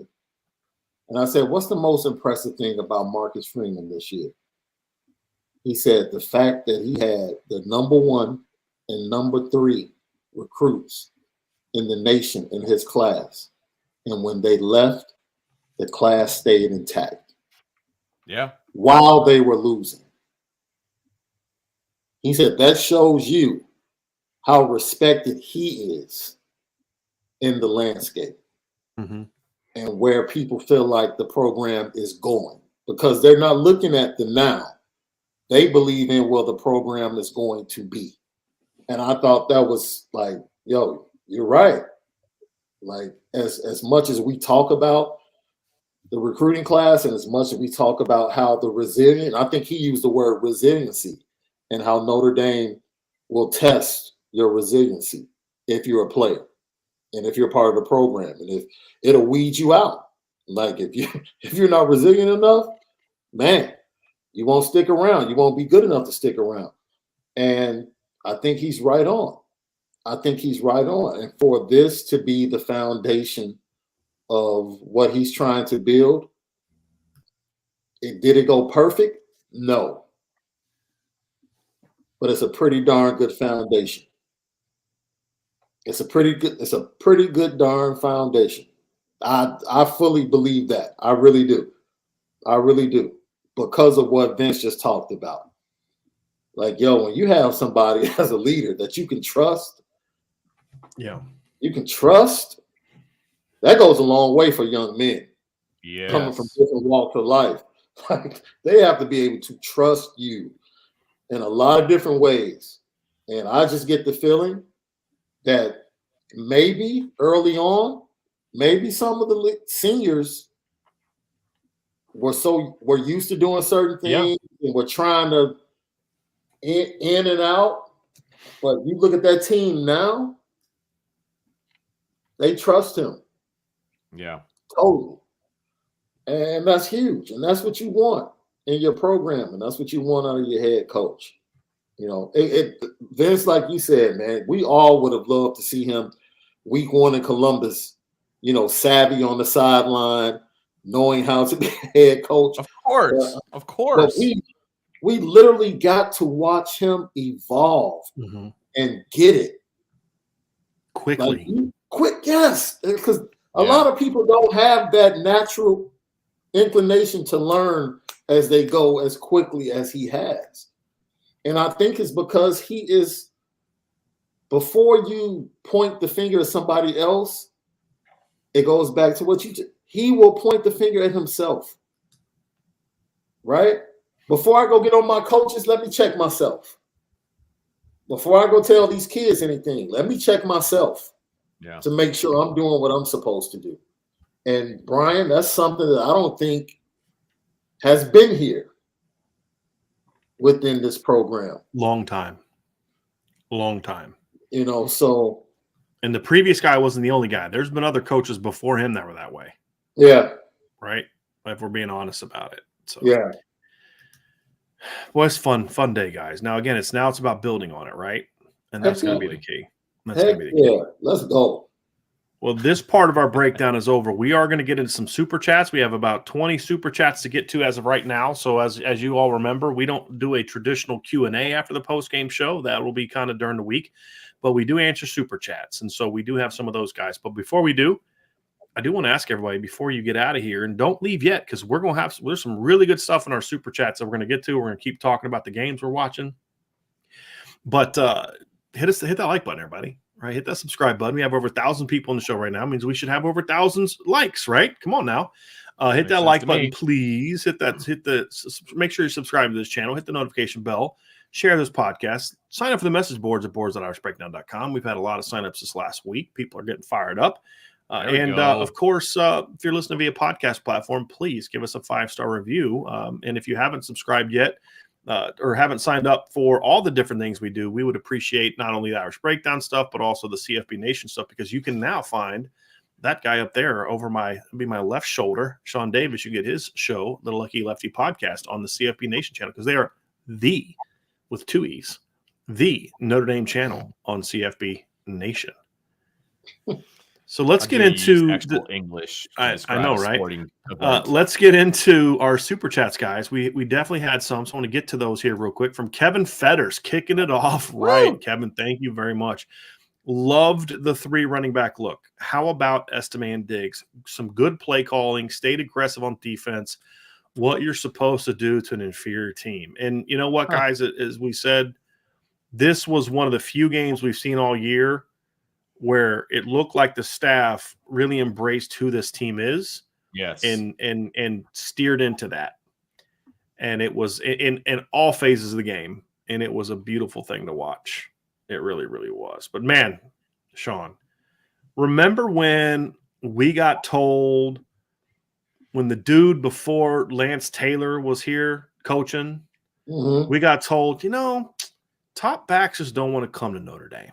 It's just too hard to recruit running backs in Notre Dame. I know Tony Alford did it, and I know Bernie Parmalee did it, but it's a different time. And Lance Taylor was like, forget all that noise, right? And when they lost to Will Shipley, Tom Reese was like, forget all that noise. We're going to go get some dudes. And you remember when everybody was losing their minds, rightfully, when they lost Will Shipley, because he's a very good football player, and that was definitely a miss. And Notre Dame went out and got Logan Diggs, and they got Aldrich Estime, and it's been a fun ride seeing this backfield put together. But we said before the season, I think we kind of went out on a limb a little bit and said during the summer events, you and I definitely had this conversation. I think Ryan and I did as well. Sean, I know that you agree with it, whether we talked about the show or not. We really felt like, I don't know if it'd be right away because we weren't sure when Logan Diggs was going to come back or not. But we said by the end of the year, don't be shocked if this is one of the 5 best backfields in America. And lo and behold, you're going to have a hard time convincing me that I'm not correct on that, or that we aren't correct on that, that there are, you're not going to be able to convince me there are 5 running back rooms better than what this group has. And we haven't even seen a snap of Jadarian Price. No, which is scary within itself. But the 3 running back look today, and the 21 personnel that was so successful against North Carolina, it's simple, right? It's playing to your strengths. That's all you're doing. You're playing to your strengths, and we would love to see more of it next week. Yeah. Yes. Absolutely. Next super chat from Nick Lane. You're going to kind of get it because I'm going to read your super chat, Nick, but can I get a hell yeah?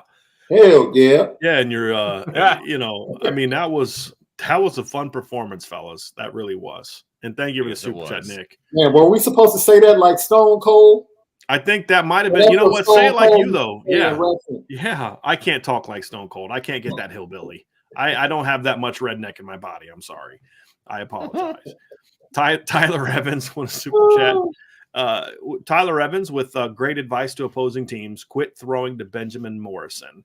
And I love Jalen Sneed. He is fast. We have 2 bright stars on the defense. There's no question. And there's others. I mean, Sean, you mentioned Nolan Ziegler. Yeah. I'm looking forward to, because we actually had to we left the last, I think I missed the last defensive series. So I didn't get a chance to see Tyson. I know Tyson Ford got in there. Josh Burnham got in there. I'm definitely looking forward to going back and watching those guys. But This is what we said this defensive class is going to be, folks. We talked about this on signing day last December. Said this defensive class has a chance to really turn some things around because there's some dudes in this class. Yeah. And we kept trying to tell y'all about Benjamin Morrison, and y'all, people in this chat listened, but I still never understood why that kid was. I said it all along, Vince, you know this. I said, Sean, you know, I don't understand what I'm missing. I even asked a Notre Dame coach one time, no lie. I sat to a Notre Dame coach and said, what am I missing? Like, do you see what I see? I asked a guy this in the spring before Benjamin even showed up. I said, why is he not a top 100 player? I got him as a top 100 player. And they're like, look, man, people are going to see. People are going to see. I mean, they knew. They knew what they had. They weren't surprised.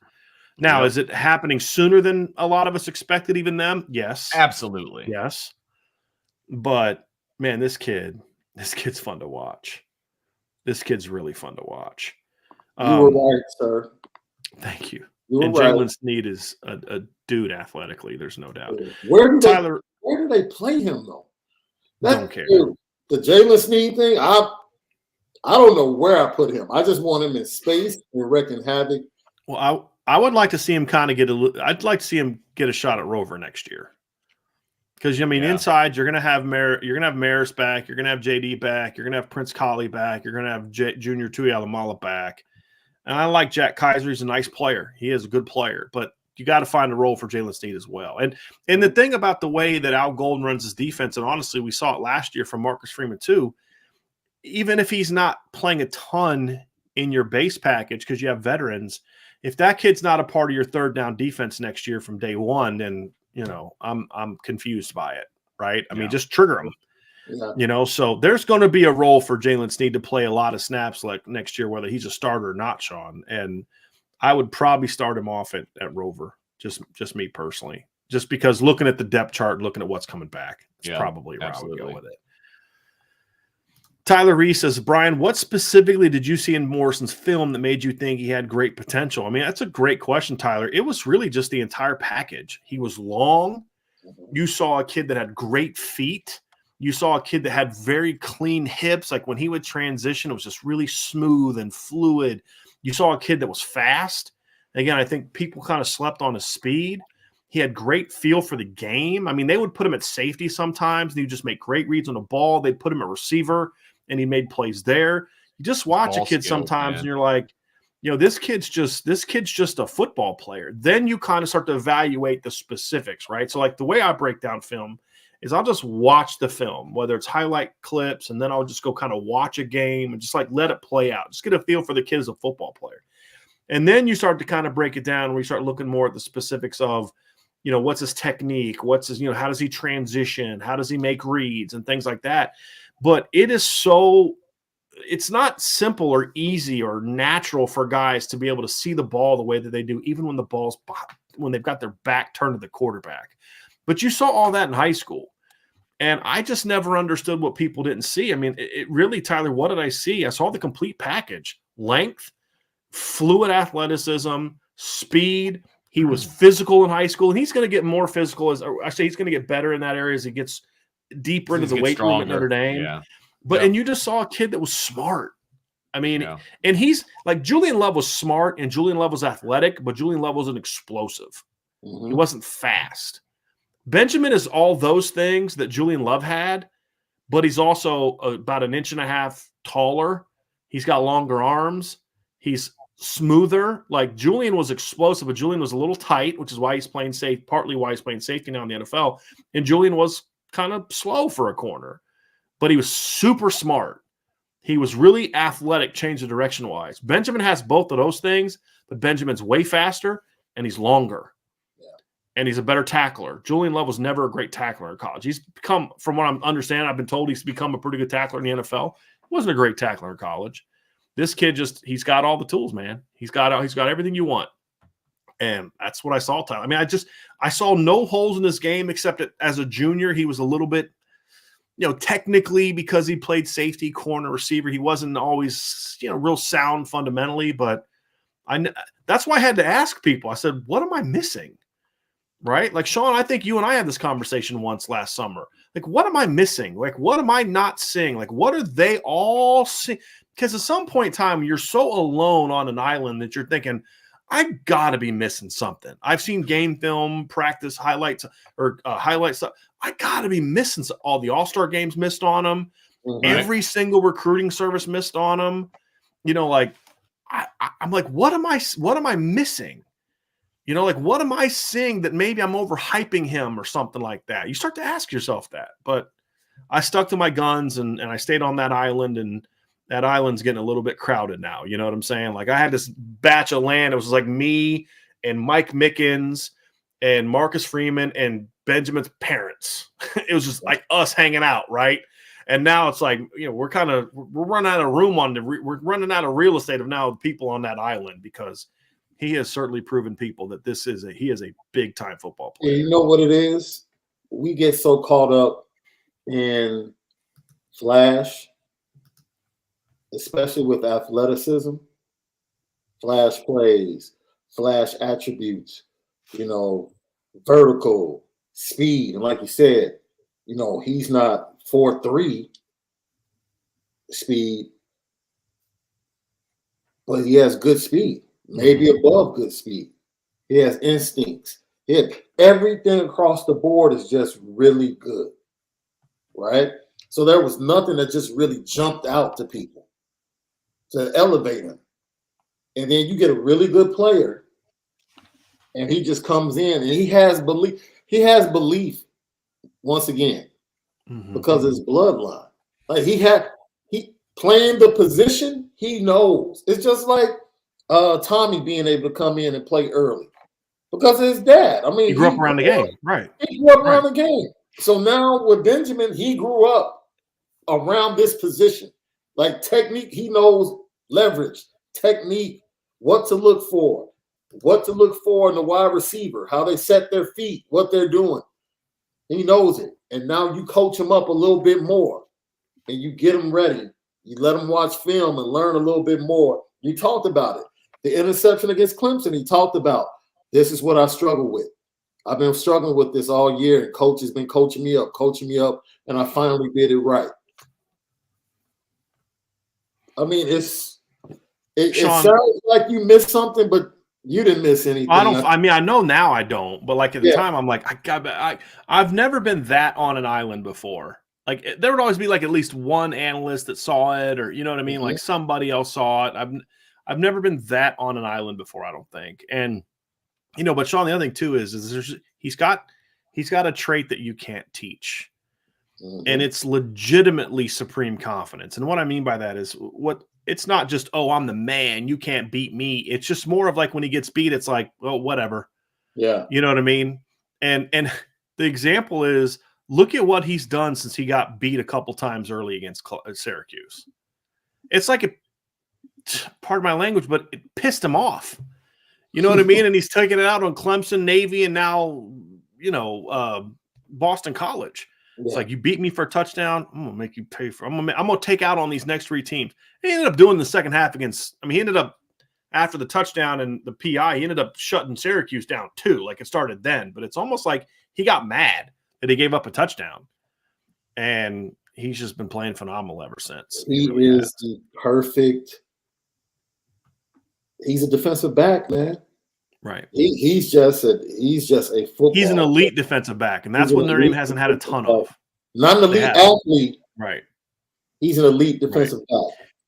And his quiet confidence is he's real sneaky. I almost want to say he's petty. Because he talks trash, but then he goes and hands the ball to the ref. Right. Like, he's not going to get in your face. He's not going to talk trash to the wide receiver, but he'll let you know. I got 1, 2, 3 picks today, and then he'll go calmly hand the ball to the ref. You know, he's just always within himself. But like you said, he has a confidence within himself that, I know I'm a dude now. And every game he plays, it grows, and you see it with each game. Like he knows I'm that dude. Yeah. By the bowl game, it might be scary. I'm a man. You give him full practice. No, it will be. Yeah. It will be. All right. Here's a great comment. We're not doing questions from that aren't super chats, but I had to pull this up from Just Your Ordinary Joe. So first of all, in his avatar, if you don't see it, he's wearing an Irish Breakdown shirt. Yes, this is your guy, Just Your Ordinary Joe, Vince. Good talker, man. Yeah. I lift my glass to IB. I'm using Legion of Leprechaun from how do you say that, Sean? Is a Nora whiskey to wash down my Built Bar. Beautiful. Absolutely beautiful. Nice. Next super chat is from Michael Burke. Can we retroactively give Benjamin Morrison a 5th star? You know, I didn't give him a 5th star. I mean, you know, because I just don't hand a lot of those out. But I gave him a 5-star upside grade. And Benjamin Morrison is exactly the kind of kid that you look at and say, this is one of the reasons why you have the upside grade. Because he wasn't this in high school, but you knew he could become this eventually, right? And he's got a lot of room for improvement. He's going to get stronger. There's parts of his game that are still, you know, need to get better. Sean, you mentioned, you know, a couple times he'll let a guy get by him. You know, he's not a perfect player, right? He's got to get better. But you see the upside. He doesn't need a 5th star. He's going to be getting zeros in 3 years from the NFL. So he'll be just fine. So yeah, that's my thoughts on that. We have and Michael, thank you for your super chat very, very much. We have a super chat from John the Falcon. Thank you very much, John. I don't know if I'll be able to listen live again before Thursday. Just so we wish the IB staff and IB Nation a happy Thanksgiving week. Bring on USC. Thank you, John. And we will kind of go over our schedule for the week tomorrow. We will have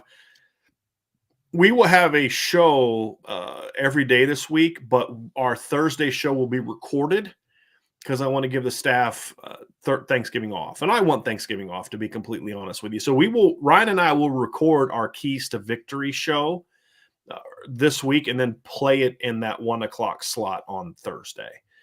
And you know, we'll probably do it live and just kind of play it and kind of go about it that way. Yeah, probably. Hope the bots don't. Yeah.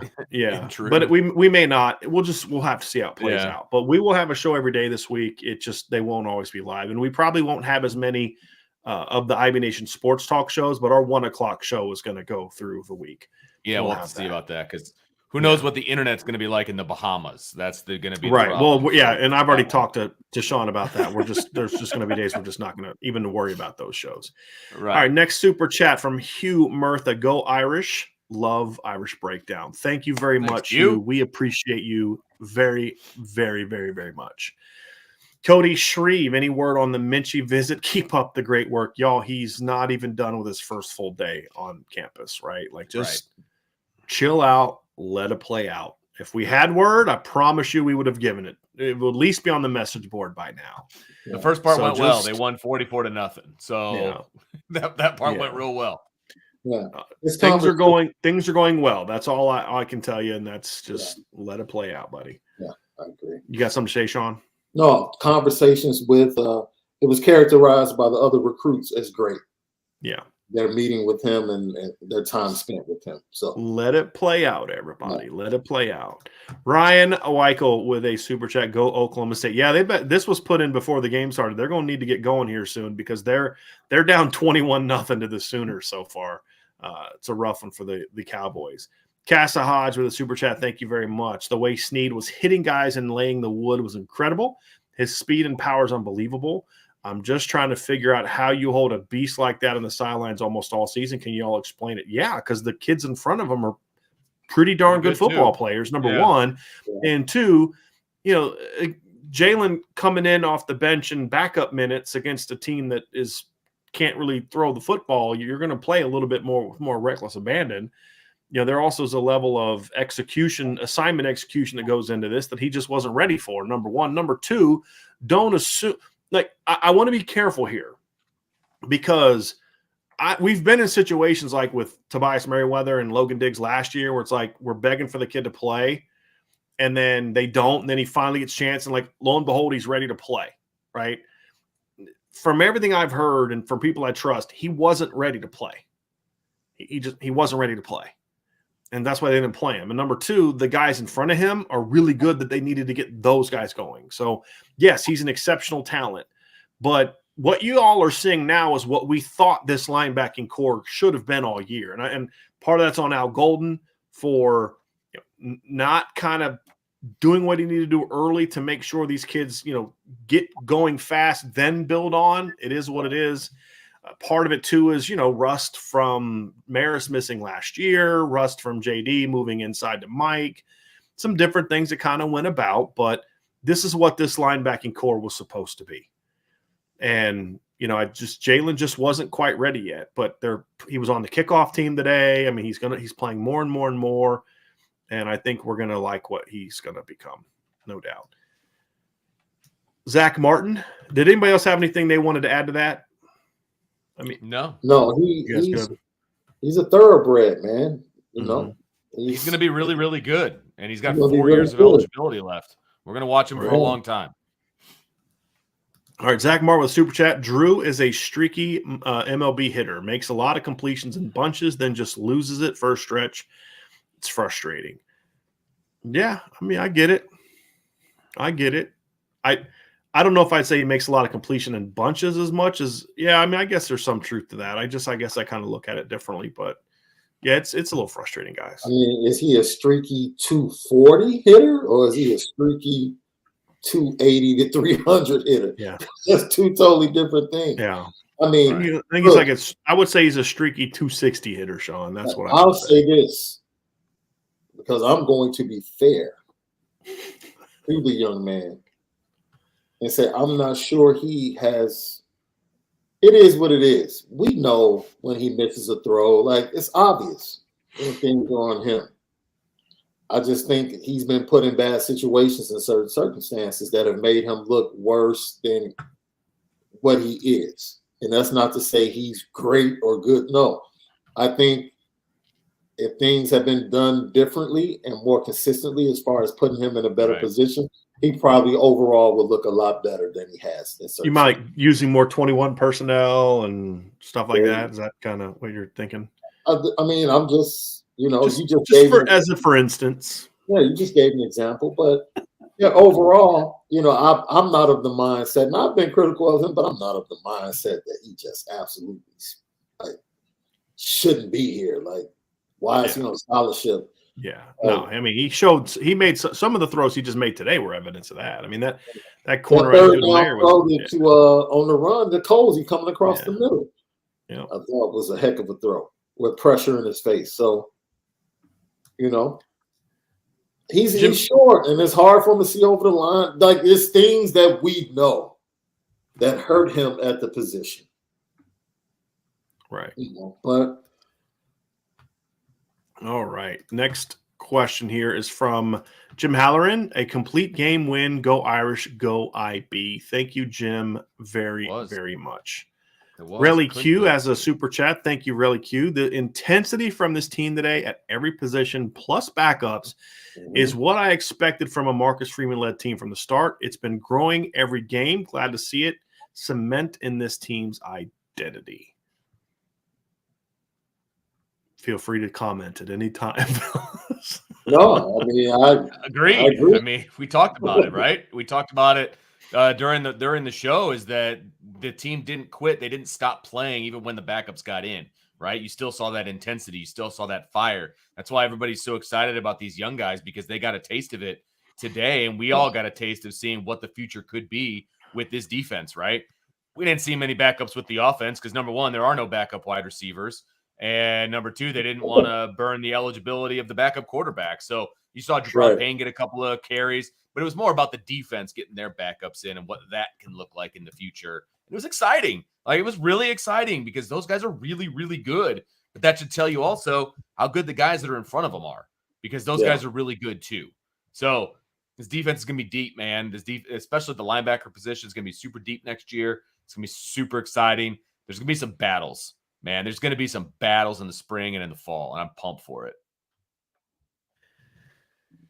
Let's get to the next super chat. Thank you again, Relly Q, very much for that. Next one from Kevin Fetters. Kevin says he gave us an additional super chat for spelling Sean's name wrong earlier. I know Sean was super offended by that too, Kevin. I'm totally kidding. Appreciate you, Kevin, very, very much. Cameron Bostic with a super sticker. Thank you very much, Cameron Bostic. I think I might have said Karen. Didn't mean that. It was kind of read two things together, but Cameron Bostic, thank you very much for that. Ray Holcraft, also thank you very, very much for that as well. Vince, can you do me a favor and just check Cameron and Ray's super chats? I looked around Ray. Didn't have a okay. I didn't see and one see around if Cameron Ray. had a question underneath that super chat. I'd appreciate that. You. George Delaney with a super chat. Thank you, George. What was it a good day for recruiting, even with the blizzard? I love that. Everything we've heard is yes. I mean, look, here's the thing too: is days like today can actually be a good thing for recruits because it was cold, it was bitterly cold, it was windy, it was snowy. But a kid is going to come out of a day like today and say, you know, I can handle this, right? Like it's not that often. This is the only game it's been like that. I can handle this. They got an indoor facility. I think the indoor facilities changed the game a little bit for Notre Dame when it comes to the weather. Absolutely. Yeah. Because it's not the where they used to practice indoors. Like Lou Holtz had a place to go indoors, but it was like in an all-purpose gym. You know, like what's that building called, Vince? The Loftus? It's in the back of the Goog Loftus. And it's just like, but it's like you got a net up top. It's like the track team. Sometimes you couldn't practice there because there's a track event. Baseball. You had to schedule time because another sport has the event. You know, it's like now it's like you got an indoor football facility, and that's changed the game a little bit for stuff like that. Yeah, there were teams that had to practice at 5 a.m. because that was the only indoor facility that they had at Notre Dame. Mm-hmm. And obviously there's a lot of sports that want to use it. So there was 5 a.m. practices and there was like 10 p.m. practices as well. Like it was booked all the time. It was brutal. Yep, absolutely. And our show for Friday will as of right now is planned. We had this is planned to be at 1:00. Is the plan right now. All right, next super chat from David Carpenter. Dollar amount in honor of the number 20 for 3 INTs. I can dig that because he could have just done $2.03 if he really wanted to get technical with it. So we appreciate you throwing in the extra zero, David. Snead is fast. And finally, a full game. I can see the bright future. There's no doubt. I mean, and there's going to be bumps in the road, right? They're not going to win their next 75 games, right? I mean, I hope they do, but they're not. Why not? There's going to be bumps in the road. Yeah. But you're seeing it. Like you're starting to see. Even last week, again, they would have lost last week's game a month and a half ago, 2 months ago. Right. I mean, because they wouldn't have had the first half they had. Now, and that doesn't make it okay or acceptable, but that's why I wrote the article that a lot of people disagree with me on this, but that's why I wrote the article after that game, and I felt it was the perfect time for it to say this team took a step forward today. It was a baby step, but the step forward is, it was all that's ugly, and I don't disagree with anything y'all are saying about what we saw, but a month ago they lost this game. 2 months ago they lost this game. Yeah. They didn't lose that game. They got the job done. They found a way to win. That's part of the process of being a great team. Ohio State got taken down to the wire today by freaking Maryland. But you found a way to win, right? They found a way to win. And that's what Notre Dame did. And they did it in spite of the officiating, not with aid of the officiating like Michigan got today. John Bertucci with a super chat. Thank you, John. Great show. Looking forward to beating Southern Cal. I just love the pettiness of the Southern Cal comment there. If you've never seen this, I will put Southern Cal in the title of articles. And for those of you young bucks that don't know, USC does not like being called Southern Cal. So that's why Digger Phelps said, tomorrow we beat Southern Cal. He didn't call them USC. So Derek Jancourt. Actually, you know what? I'm going to save Derek's super chat for the end, Sean, because I want to get you fired up.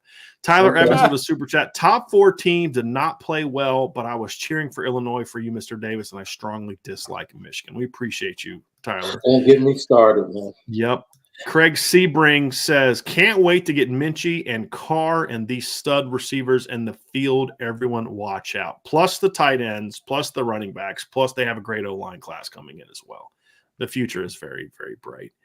So, Sean, here it is from Derek Jancourt. Sean and Derek, thank you for the super chat. Thank you, Craig, for the super chat, and Tyler for the super chat, and John Bertucci. Here's one from Derek Jancourt. Thank you, Derek.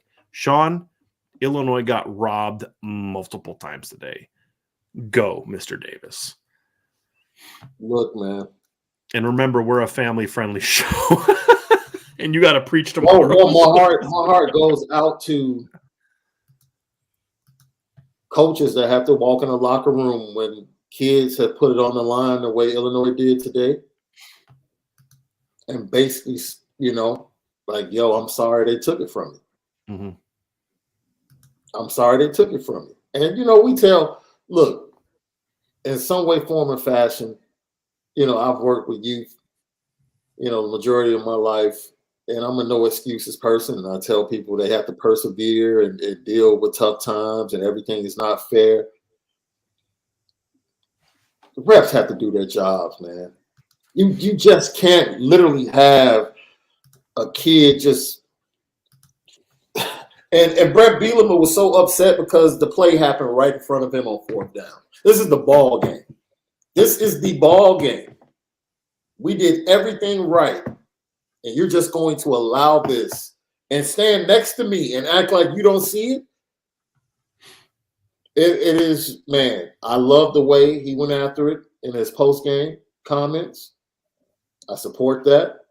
He said every day they're going to send it to the Big Ten offices to stick up for his team and have his teams back. It's just ridiculous. But I will say this. They took their foot off the gas pedal because they had Michigan on the run.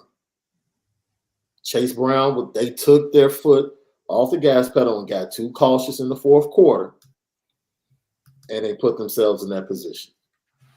So hopefully he learns a lesson, because that seems to be universal. Every time you go prevent or take your foot off the gas pedal, it's a tough, man. It's a tough game.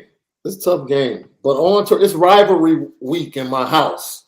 So yeah, it is. You're right. We have officially turned the page.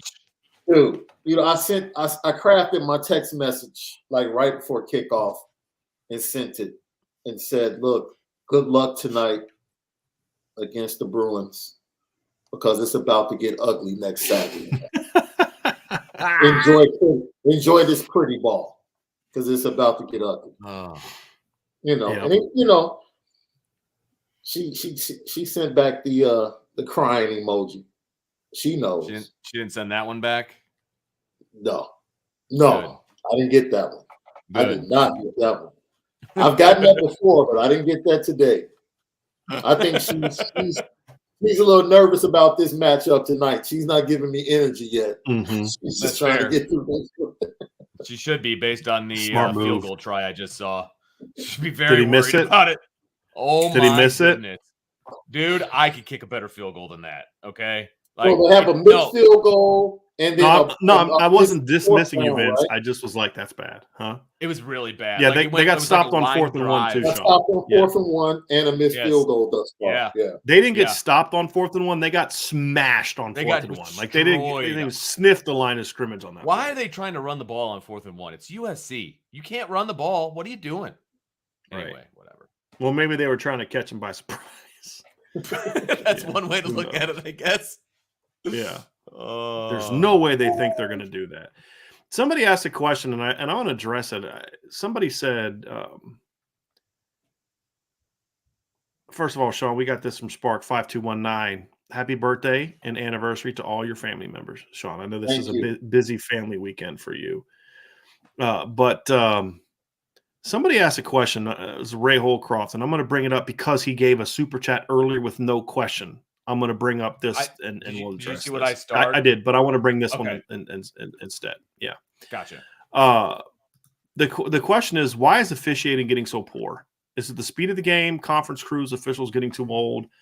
I have a couple theories, and I want to run it by you guys. Number one, I do think there is some crookedness to officiating. I do. I do. Whether it's direct or, hey, I know what they want, so I'm going to do it.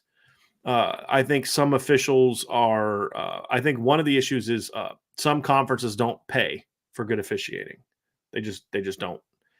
And so with the travel involved and things like that, if you want to get good officials, then you got to pay, right? Because it's not like I'm doing the local high schools where I just got to get in my car and drive 20 minutes. These people got to fly to, Ann Arbor, and then one week, and then Iowa City the next, and then I got to fly back out to Happy Valley the next, and then I got a game. Even the high schoolers, they're driving over an hour sometimes for games because there's just not enough officials. And I think, not to cut you off, I think that's part of it too. There's not enough competition for these officials. The reality is, Vince, is because they're not paying. Right? Like, I get it at the high school level because you're not going to ever pay enough. But if you want to have good officiating, then take some of the billions of dollars you're making and tell the conferences, give more to officiating. Do we know how much officials make? I have an idea. I'd rather not say. It's not great. They can't. It's not like they're only, and I'm okay if it's not their only job. They work 12 Saturdays a year. They don't need to. They need to have other jobs, right? Like, I'm fine with that. Right. But you got to pay, you got to make it worth their while. You got to make it to where, like, you can make that much on a game. Sure, I can do that. And I got to invest this. Because the thing is, too, is like, it's not just what I'm paying to cover the cost of travel, but it's also about you want me to be good, you need me to be willing to invest my time in the offseason to getting better, right? That's got to come from the money you're giving me, not my own, my normal job. So I think there's that. I don't think they're paying enough. I think another thing too, Vince, that factors into this is I think that you're seeing too many officials have become lazy with certain calls because of replay. And I think the travesty that is instant replay in college football today is even worse than the on-field officiating. Because I do think, to his point, the speed of the game is part of it. The other part too is the game has been spread out so much more than it used to be. Where when we were kids, the football was played like here back in the day. So you had a lot more eyes going on right here. Now the game is so spread out. You got to do, but like some of the stuff is like, for example, the lateral that they did not call in the game today. By them missing that call, it cost Notre Dame a touchdown. And then not giving them the continuation aspect of the rule cost them a touchdown, right? And so, how do you miss that easy of a call? Thank you. Right? If you're going to be lazy with it, then lazily call it a lateral that allows the touchdown. Then you can review it and say it was incomplete, and you can spot the ball there. Yeah. It's bad mechanics. It's laziness because of officiating. It's not paying. Look, it's like this. Vince, I want you to quit your job as a teacher where you're fully benefited with a really nice salary to come work for me for 10 grand. Are you willing to do that? Negative. No, right? If you want to get quality people, I could find someone to do the job for $10,000. It just won't be a very good job, right? Because talented people are getting paid for what they're worth in other places. And so I think that's part of it as well. I just feel like they need to do a lot of things differently. And I think the conferences need to invest more in this. More stuff in the offseason where you're running clinics, pay for all the officials to come to it, right? Give them a stipend to come to this, do different things like that, because there's just too many bad officials. And then the other thing too is I think another part of this is we have babied officials way too much where they're protected from criticism. Now, you have to do that if you're going to pay them crap, because otherwise you're like, you don't pay me enough to put up with this crap. Getting yelled at by coaches and get called out publicly. But you know what? You pay people enough that, you're going to get people that are good enough for their job to say, I don't really care what that guy said. I know I did the good job and I'm comfortable with it. So there's just a lot of factors into it, guys. Do you have any other thoughts on this besides that? Because I feel like it's not just one thing. There's a lot of different things. And some leagues are better than others, but it's becoming to where there just isn't good officiating anywhere anymore. Yeah, ACC just happens to be worse. The disparity, for Brett Bielema, a lot of people felt like they got holes against Purdue last week from a penalty standpoint that led to a couple of touchdowns that would have been field goals. So for him, this was the Big Ten West Championship on the line. Yeah. This wasn't just a regular, they're just walking in as an underdog. No, this meant a lot to those young men that he leads. And for an official what are you looking at? Like, this is your responsibility right here. Like, you're standing here next to me. This is your area. This is your responsibility. I'm looking at the same thing you're looking at, and you're You just refuse to call it. So but the point you made about officials getting lazy because of replay is spot on. It's spot on because they know it was something in Michigan game. Corum fumbled. Illinois picked it up, could have run it back for a touchdown, but they blew the whistle. So the guy didn't return it. And then they went to replay and, he fumbled, but we have to spot it here. Look, call the game. That's not a reason to rely on replay. That's a reason as a ref to be even more vigilant. Like to say, this is what I saw. Like that pass looked like it was behind the line of scrimmage. Let me hold my whistle. Right? Because replay will take care of it. If there needs to be blown down. That's hard to learn how to do that too, though. It is. It is. Yeah, that's a good point, Vince. Yeah. That's the problem with what today's call was. Because they made the wrong let it play out call. That's the thing that bothered me. Is called a lateral and then let the replay correct it or not. Mm-hmm. Right. It's like, but again, but here's the problem. You get them into those bad habits. Sean, right, Sean? I mean, that's the thing is when they know they can get bailed out by replay, not necessarily. I agree then with they get into bad habits. Yeah. And that's why I don't like it. And again, Notre Dame has been hindered multiple times this year by officiating. I mean, one of Clemson's touchdown drives was just flat out because of the officials. I was listening to a Clemson podcast where the Clemson people were saying, like, look, one of our touchdowns was because of the officials. Those weren't pass interference calls. When your own, like, fans are saying that, it's like, yeah, that's pretty much kind of the deal, right? At that point in time. The Stanford game, the officials were awful. Right. Awful. They were awful today. I mean, it was bad. Like, it was bad. How do you overturn that fumble? Like, there's nothing there. Right. And if they would have called a fumble, if they would have called it no fumble, I would have said the same thing. I just don't know if there's enough to overturn it, even though I thought it was a fumble. But it was very clearly a fumble. So how do you overturn it? It's like we've seen that so many times, like the Chase Claypool play against Clemson. The fact that you overturned that call was my problem. Yeah. Mm-hmm. If you would have ruled it out of bounds and then reviewed it, I'd have said, I think it was a fumble or I think it was a clean recovery, but look, I get it. It was close and you go with what's on the field. But to overturn it is the problem that I have. Yeah. And then you add in the fact that they just have no ability to officiate or review targeting penalties, and it makes it worse. So we've got multiple reasons why the officiating is bad. Right. The replay system is terrible. Coaches need to have more control over when they can call for a replay because there are so many times where Notre Dame could have fixed the problem. Like, for example, that spot that should have been a first down that they called 4th and 1, and then Josh Lugg jumps and gets a procedure penalty, right? They shouldn't even tried. Yes. Yeah, the Pine Scramble. His entire body was over the first down line. It's absolutely terrible.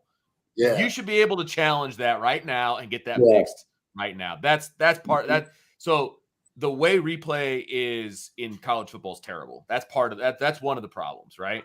And I do think that there is a shortage of officials for a myriad of reasons. Pay is one of the things. And another thing I would also say is officials are sick and tired of getting treated like garbage by fans. And I know that's more maybe at the high school level than it is at the college level, but guess where these guys start? They start at the high school level and they work their way up. That's the thing there. Yeah. So like my dad growing up, my dad was an umpire. And so he would do like first start off like when I was too young to remember, he was doing like not really big games. But by the time I was old enough to remember and go with him on trips, which were some of my favorite father-son moments, was going with my dad. Because my dad took it serious, right? Like he would like shine his shoes and everything was pressed. And he'd show these guys that like they had these raggedy uniforms. I just always remember that. Like, but so he started doing like Legion games. He started doing like then all of a sudden before we moved to Virginia, he was starting to get some college games. Right. Well, that's so to your point, Vince, is the reason that why Vince is bringing up high school football. Like, why are you bringing up high school football? Because as you said, guys just don't go from never having officiated to doing Big Ten games. Right. Like they work their way up at some point in time, and then they become recognized as this guy's pretty good.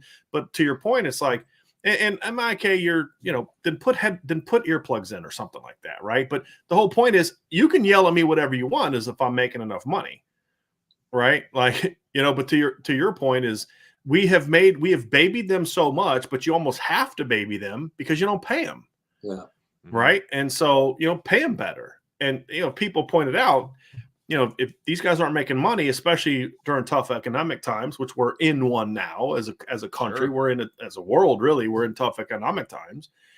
People have mouths to feed and say, hey, look, I can't afford to take these weekends off because I got to put in extra hours of work because I'm going to make more money putting in overtime at my job than I'm going to make covering the Iowa State game this weekend or the Illinois-Michigan game this weekend. So there's a lot of different things that are playing. And see, that it shows you that you don't care about the product. Right. How cheap are you? We see these TV deals. Forget profit revenue sharing with the players and all of that. Just how about just wanting to put the best product out there? Correct. For your TV partners. How about that? Right. How about saying, you know what, we're going to hire the best officials and keep them around and train them year round and pay them the correct way. So they don't have to go get another job or do other things part-time. Right. It's ridiculous. It's ridiculous. There's too much money out there not for this to be better. Right.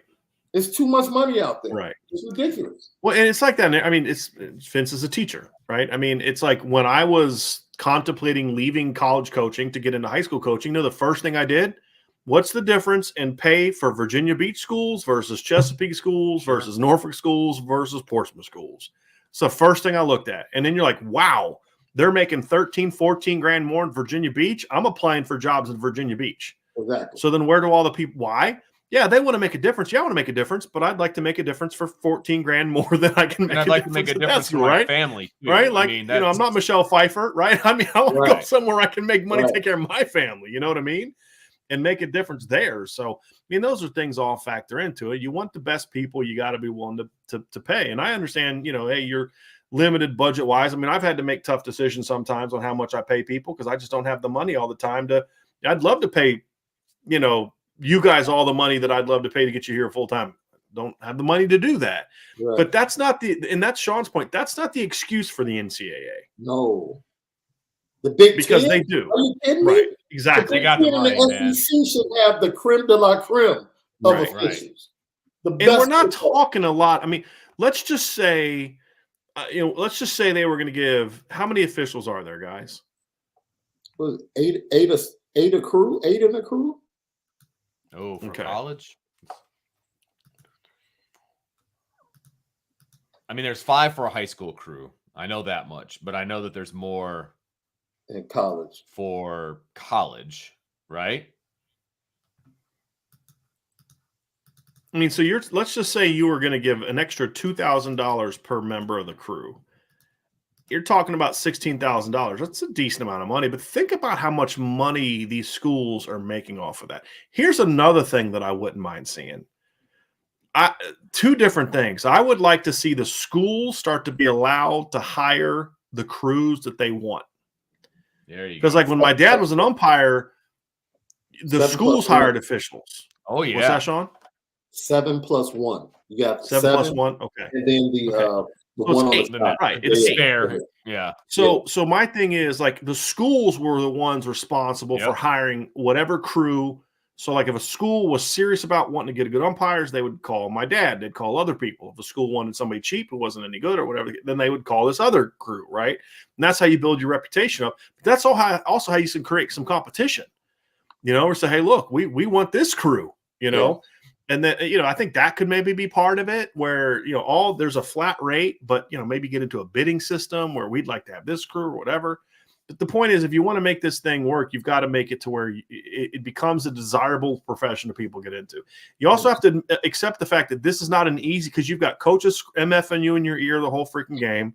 You've got fans screaming down things. And high school, so the first time I ever watched a high school football game from the stands as an adult, like I went to when I was a kid, but we always sat with the other little kids, right? I was coaching at Muhlenberg, and I went to a high school football game in Eastern Pennsylvania. And there was this gray-haired lady sitting in front of me. She was somebody's grandma MFing up a storm at the coach. all the time. And I'm like, oh my God. Like this is, I couldn't imagine my grandmother like, it's just like, and I've heard like, yeah, it's just a normal high school football game. I was like, good Lord, man, people are insane. You know, there's a reason like, I volunteer to do whatever I can at all of my child's high school events. I can't stand sitting in the stands with people who think they know everything. I can't stand it. I'd rather stand the entire time monitoring the student section, which is what my job is now for football and basketball, than sit in the stands with the fans. I'm serious. I'll volunteer to work the chains, keep stats, do the PA, whatever gets me out of the stands, man. It's horrible. Horrible. So if you're going to make me go through that and deal with that, you better pay me. Yeah, right? I mean, absolutely. There's enough. I'd get into officiating if they made it worth my while. Well, here's the thing. Like, You know I actually seriously considered officiating right before I started working for you. I had like all the baseball stuff picked out. I was going to go be an umpire. I was going to join a crew for football. Like you can make decent money if you do a lot of games, obviously. Right. And it's a part-time job, obviously. But there's just not enough good officials out there. And you are right. At the high school level, I've gone to my AD. I'm like, we are never having that guy back. We're never having that guy back. Cross him off the list. So you can be selective. You should be able to do that in college. You can't do that. You're right. Right. You should, but I'm gonna say this final thing on this topic, and we have a couple more super chats I want to get to. Jack Swarbrick has to step up and do something about this. Yes, because agreed. it is getting it's getting to the point where it's kind of like people say it's rigged. I'm not going to say that, but like I can't push back on why you think that. It's so bad. And there's a couple games we've said, hey, it was bad both ways. But it just seems to be, especially when they play ACC teams, that it's bad in one direction more than the other. I mean, if we're going to be honest about it, right? I mean, it comes across that way. And I'm someone, you got to keep in mind, guys, I'm someone who is not prone to just blaming everything on officials, because I grew up in the home of someone who was an umpire who I have a certain, it's not an easy thing to do. I would talk to my dad about the challenge of, certain things, and like listen to my dad's stories. Like, my dad was a really good umpire, but he's like, sometimes he's like, I didn't see it. You know what I mean? Yeah, and then I got to go ask this bum down on the second base who's like looking out in the outfield, like, hey man, I didn't see it, And so I have sympathy for that, but it's just getting to the point where it's like, fellas, I can't tell, there's nothing I can say to convince you that it's not rigged, because it's just that bad. Yeah. And well, look at the Big Ten games. I mean, look at the Big Ten games today where Ohio State and Michigan both won. Because there's a lot of money on the line. But see, here's the thing. Does the Big Ten really want that? Because, you get better people, you get more, usually you get people with a little bit more integrity and things like that. And then they can't be as easily persuaded. It's a lot easier to manipulate. Well, I'm just mean from the people aren't good. It's I get what you're saying. You can't convince me it's not rigged. After watching today, you can't convince me that the Big Ten official is not rigged. I'm sorry. Well, for Brett Bielema is not someone, in my opinion, who is prone to going there after games. Yeah. This isn't the first poorly officiated game the dude's ever been a part of. For him to just come out and flat out say, here's why they did it. For him, it's been consecutive weeks. Right. Like you heard about it, the Michigan State game, and last week, the disparity in penalties. Mm-hmm. And this week, it was just like, they called a pass interference call on Ronnie Bell on the last drive that literally 2 drives before for Illinois. The same thing happened. The Michigan DB literally grabbed his arm, Brian Hightower's arm. The referee's right there, nothing. And, they were scared. They were scared because once Corum got hurt, the momentum changed. And I'm sure the Big Ten officials were like, oh boy, we're not going to get this big money matchup. I just saw a commercial publicizing the game next week, right? 2 undefeated teams. Like they had that in the can already, man. Like that was in the can, Yep. But what I was saying, Jack Swarbrick has to step up and say, you got to raise holy hell about this, because your team's being screwed. And, and there's just it's just blatant stuff. I mean, just very blatant stuff. And I'm just like, I don't know what to tell you at this point in time. It's up the AD. He's the only person who could. I mean, Marcus Freeman can complain all he wants. It's not going to change anything. Not really. Right. Not anytime soon. It's going to take him a while to kind of build up that cachet that like Dabo has, right? Like if it comes down to Notre Dame versus Clemson, and I love that Coach Freeman was going to battle and all that, but they're not going to bow to Marcus Freeman when Dabo or Nick Saban's on the other sideline, because exactly, just like they didn't do that for Dabo in 2008, right? I mean, you had to earn that. It shouldn't be that way, right? Yeah. Like, one of the things I hated growing up, and of course I loved it when I was watching Larry Bird play, but I hated it when I was watching Magic or Michael Jordan play, was the superstar treatment. Yeah. It's like, no, call the game. A foul's a foul. Like, one of the worst things you ever hear is like in basketball. Well, you put the whistles away in the last 2 minutes. Why? You just let them play. Why? A foul's got to be a foul for 40 minutes, right? I mean, it's like, no, you don't put the whistles away. I will say this. LeBron plays in, man. It's ridiculous. Yeah, I will say this. I do think refs have to have context and set a tone. I think there are certain matchups where you say, guys, we're going to call this one tight to make sure it doesn't get out of hand. These are two physical teams. Or they can say, look, this is a championship game. We're going to let them play. Right, but you do it for 40 minutes. Yeah. Yeah, the problem with that is that the context is when you allowed that when the Bulls were playing the Pistons, it's going to negatively affect one team more than the other, because one team's not as skilled as the other team, right? And that's why I say it's like football. A hold is a hold, right? A pass interference is pass interference. Just say, well, I'm not going to give him that because that guy's really good, or I'm not going to call that because that guy's really good. Whatever the case may be, it's like, who was that? Somebody blitzed today from Notre Dame. I think it was a defensive back. And it was, oh man, he defeated Clarence the block. Lewis. Yes. And he like yanks him back. And he looks at the ref like, right. And I'm like, you're looking right at the play. You're just not going to throw the flag, huh? Yeah. Those are the type of calls, because I don't think we nitpick about, I'm sure they could technically call holding on just about every play in the trenches. Sure. So, no one nitpicks over that. Right. It should only be called if it impacts the outcome of the play. Absolutely. Right. If it gives an advantage to someone, or you just feel like it's egregious, you can make the call. There is no, I'll let that one slide. No. There is no, well, they're up 40, so that really won't matter. No, make the call. Because that could have been a snag on his jersey, and he twists his ankle or twists his knee. Like, don't make the call. Like, it's as simple as that. All right, we got some more super chats to get to here, guys, and I enjoy that conversation. Let's see here. Go Irish with a super chat. Thank you very much for that. Pine has benefited so much from our offensive line, especially when Patterson rejoined. Who of the offensive line do we lose? Pardon me, to graduation or NFL for 2023? Two guards. Well, the only two guys that we know for sure are leaving are Lugg and Patterson because they're out of eligibility. Now, technically, Zeke Correll could leave if he wanted to, go pro, transfer, something. I don't see it happening. I don't know why he would. So, of the starters, now backup, that's a different conversation, because there may be some backups that have some conversations to have or some decisions to make as they look at what's coming up behind them. Hey, do I want to go? Because it's not. I'm just going to use Andrew Kristofic as an example, and I have no knowledge of him thinking about this or whatever. It's just his situation is unique. Now, Andrew's in position to earn a starting job next year, right? He started games before. He's played solid football.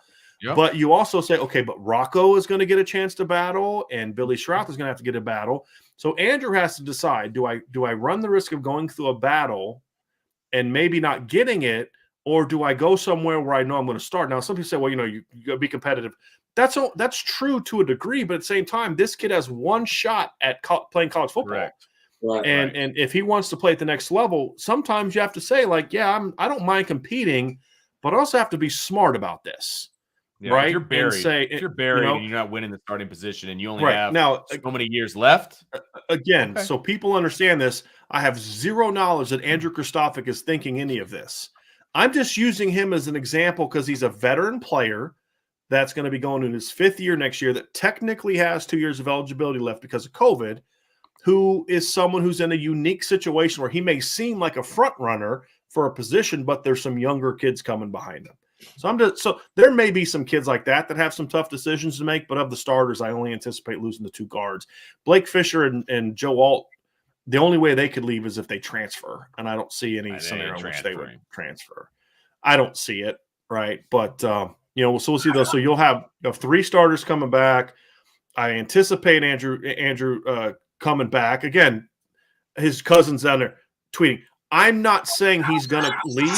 I'm not saying that there's any indication that he is going to leave.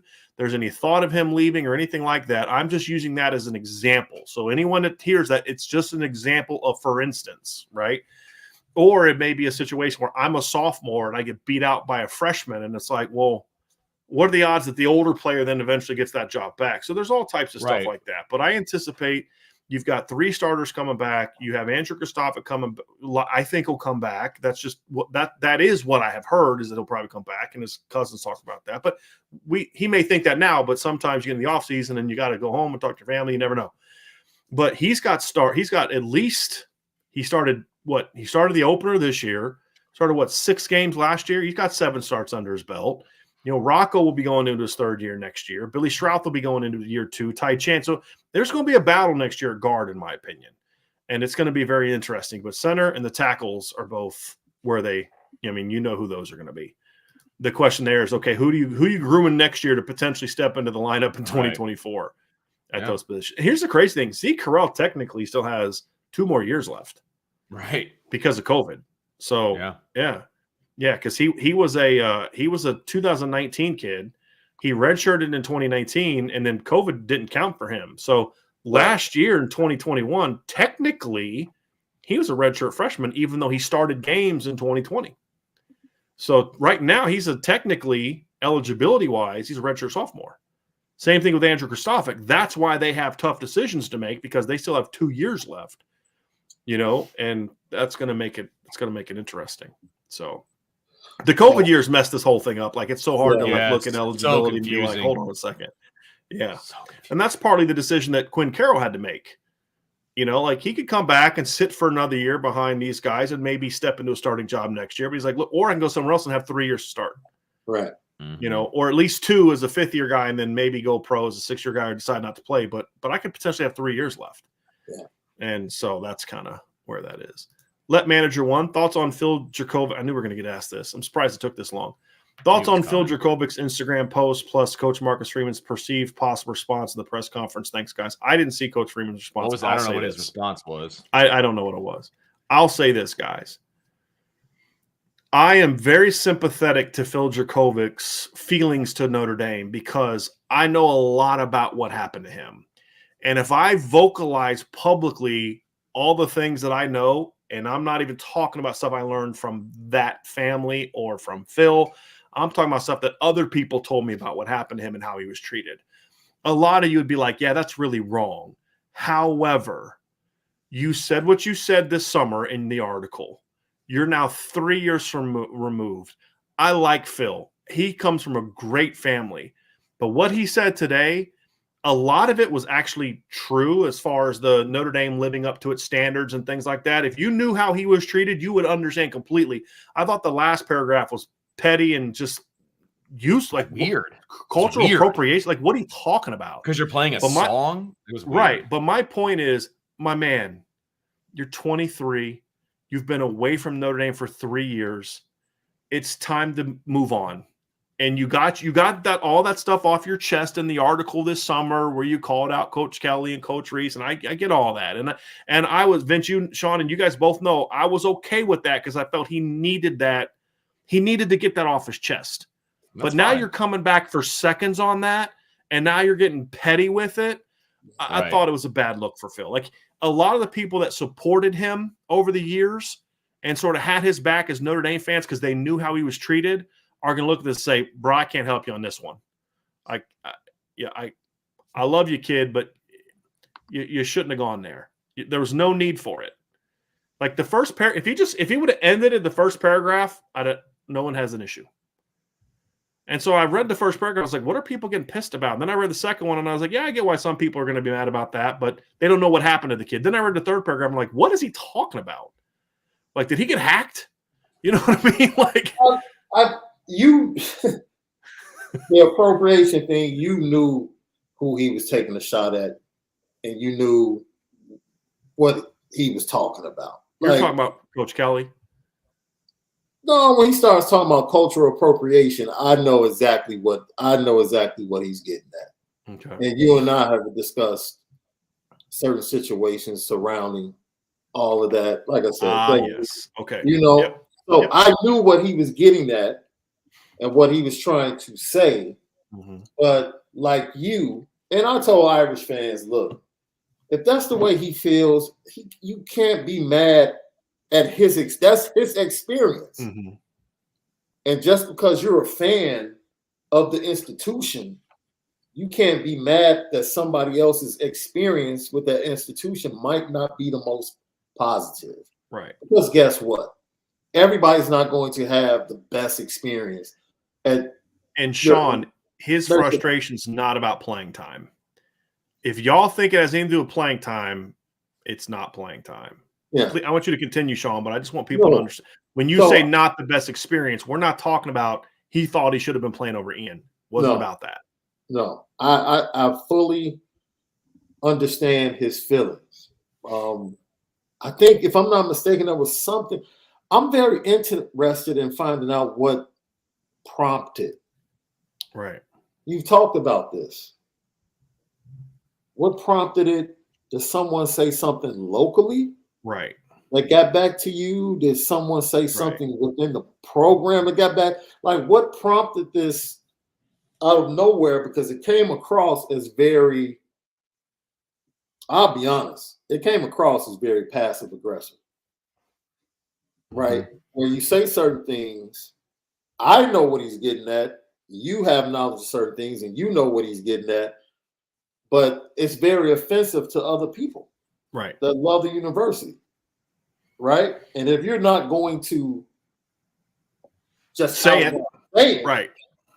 Then just leave it alone. Just Either say it or just be the bigger man and move on. Absolutely. And you've already now I'll never say anybody expressing themselves is unnecessary or beating a dead horse. If he had just come out and said, yo, da da da da da da, and then the second paragraph is like, man, I wish I was playing so I could kick their butts. I'm like, okay, cool. Be a competitor. By all means. I have a problem with that. Rock out. But like you said, when you start digging into that area where either you're going to say what you need to say and lay it all out there, or just keep it to yourself. Because now you're trying to poke and prod. And, it's like it's unnecessary. And I understand it didn't really, because I remember someone sent it to me early this morning. And I pretty much was like, all right, those are his feelings. Mm-hmm. Like, I was like, Coach Kelly isn't even here. Like, so really his problem is with that person. Well, there is still one person left that he had some problems with. That's true. That's true. And that's the problem with individuals representing the whole. Right. You know what I'm saying? I think that's what's unfair. A lot of because there are a lot of people. We've had to deal with this in ministry. Why don't you believe in God? Well, this one person who's a Christian did this thing and that the other thing. I said, well, but what that person did doesn't reflect the teachings of this faith, and so that's an issue with that person. I'm sure Vince deals with it with staff. I mean, dude, some teachers there are some teachers that are not good people. Mm-hmm.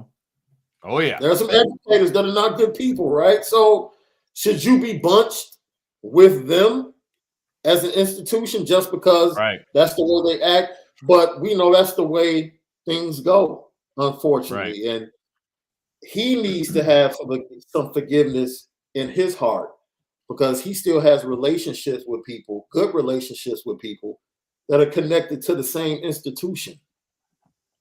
So you can't, like, you have to be better at this point. Right. Like, separate the wheat from the tare. Right. The good from the bad. Forgive and he's move already. on. And the thing is, Sean, let me ask you this: had he not said what he said this summer, if this was his first time speaking on this, would you have thought about it differently? Because I might have a little bit. Like, I still think the cultural appropriation thing was just ridiculous. Like, like you and I think we know what he means because we know a little bit more, but it's like most people don't. They're just going to think you're being silly, and childish, right? And that's the problem. It's like they don't understand what he's talking about there, right? But my whole thing is the fact that he went back to the well is where I'm like, bro, I can't help you here, man. Like, you know what I mean? Like, you already got this out. I defended your right to get it out this summer because that was your experience. You got it out. Your season hasn't gone the way you hoped. And that's why I feel like what prompted. That's what I don't know. Because remember, he held back from talking about certain things over the summer. Right. He was like, I'm not going to get into certain things, but these are my overall feelings. And now it's to a point where he wants to like explore the depths of those feelings, but he wants to do it in a way to where he's being vague. And I'm like, with something as sensitive as this, you can't do that. Right. You can't do that. Either you're going to say what it is and then let people decide how they feel about it, or just leave it alone. And at this point, it's beyond the point of leaving it alone. Just let it go. Players that played with him, were on social media. Like, come on, man. Troy Pride Jr. is like, come on, man. It's like people that have defended him in the past. Yes, that have knowledge of what he's talking about. Right. It's almost like, okay, this is becoming a soap opera now. Right. Stop. And that's where I'm at, Sean. I mean, I have defended Phil over and over and over and over because he deserved to be defended for a number of reasons. Yeah. And I'm just like, I love you, man, but that was just no, man. Like that. Because here's the thing: it makes it like you and I know the things that happened to him, right? What I'm saying is, you have always had the high road, Phil. You've always had the higher ground. You've always had the moral high ground in this conversation. Yes. You still do technically, because what he said today does not put him down, but perception-wise, it puts you down to the level people are going to perceive you to now be what they were to you. You know what I mean? And it was a bad look. It just wasn't needed. It wasn't needed. And here's the other thing. If he has a desire to play somewhere else next year or to play at the next level, people are going to look at a quarterback and say, I don't know if this is if you know what I mean? Like, I got to question this. I'm going to have to ask some questions about this because I don't understand there. Yeah. I don't understand that. Like, man, come on, man. Come on. Yeah. Get over that, man. All right, Vince, let's see if we got some questions down here. Gavin Hartman, Super Chat, thank you. With the losses teams losing at the moment ahead of Notre Dame, is there a big moving week in the rankings after a dominant performance today? What say you? I mean, they were Dario. Well, they were dominant over a team with 3 wins. I mean, yeah, it was great. They did what they were supposed to do, but that's not going to scream to the voters. We got to get these guys up like that. Well, depends on what happens. Some spots. Do you think at least some spots? I mean, you know absolutely. What I mean? Like, because you're going to have teams ahead of you that are going to lose, right? Either USC or UCLA are going to lose, right? That's going to change some things. NC State already USC lost. Drops below Notre Dame. Oh no, they were behind them. Yeah, no, they were behind them. I'm sorry. There's going to be some fluctuation for sure. Notre Dame's going to go up without really studying it or looking at it or seeing what all of the results are. I would guess about 15, right? I think in that neighborhood on Tuesday. North Carolina lost. I would not be shocked to see Notre Dame ahead of North Carolina now. And they should be. I think they should be at this point. At 2 losses with the schedule they've played, you're absolutely right. Absolutely right. I think they should be. The close wins by some of the upper teams aren't going to move the needle for Notre Dame. That's not going to help them. You know what I mean? So teams are going to have to lose ahead of them. Ole Miss is getting killed. Right.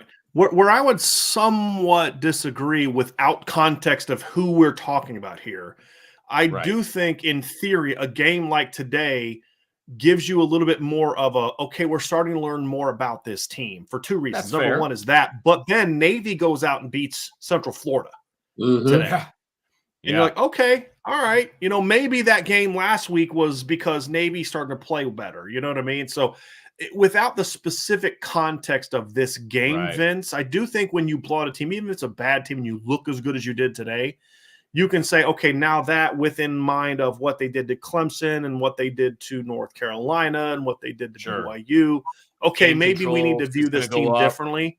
There's going to Right. be some things That's that without work in their context favor. of in front of, because the teams in front of them may have a similar thing. So that's not necessarily disagreeing with you, Vince. It's more of just without context, it could. Looking at the teams ahead of them, though, Vince, I don't know if I can go there, because then you could make the case that Florida State should leap Notre Dame, because Florida State the last month is killing people. I mean, just killing people. And they beat the Raging Cajuns this week.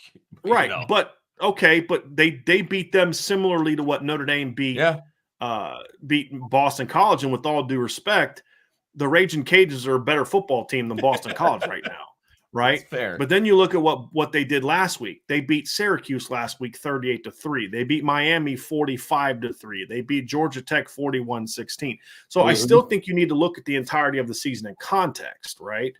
What was this Arkansas team last week? The advantage that I know, right? The advantage that Notre Dame has is that they have the head-to-head similar win by blowing out Clemson, who beat Florida State. So there's that. But that's the interesting thing about it, is if the committee does what they say, well, here's what the difference about Arkansas. Brian and I talked about this on Friday. Yeah, when KJ Jefferson plays, they're a much better football team. Yeah. If KJ Jefferson plays last week, they'd have beat LSU.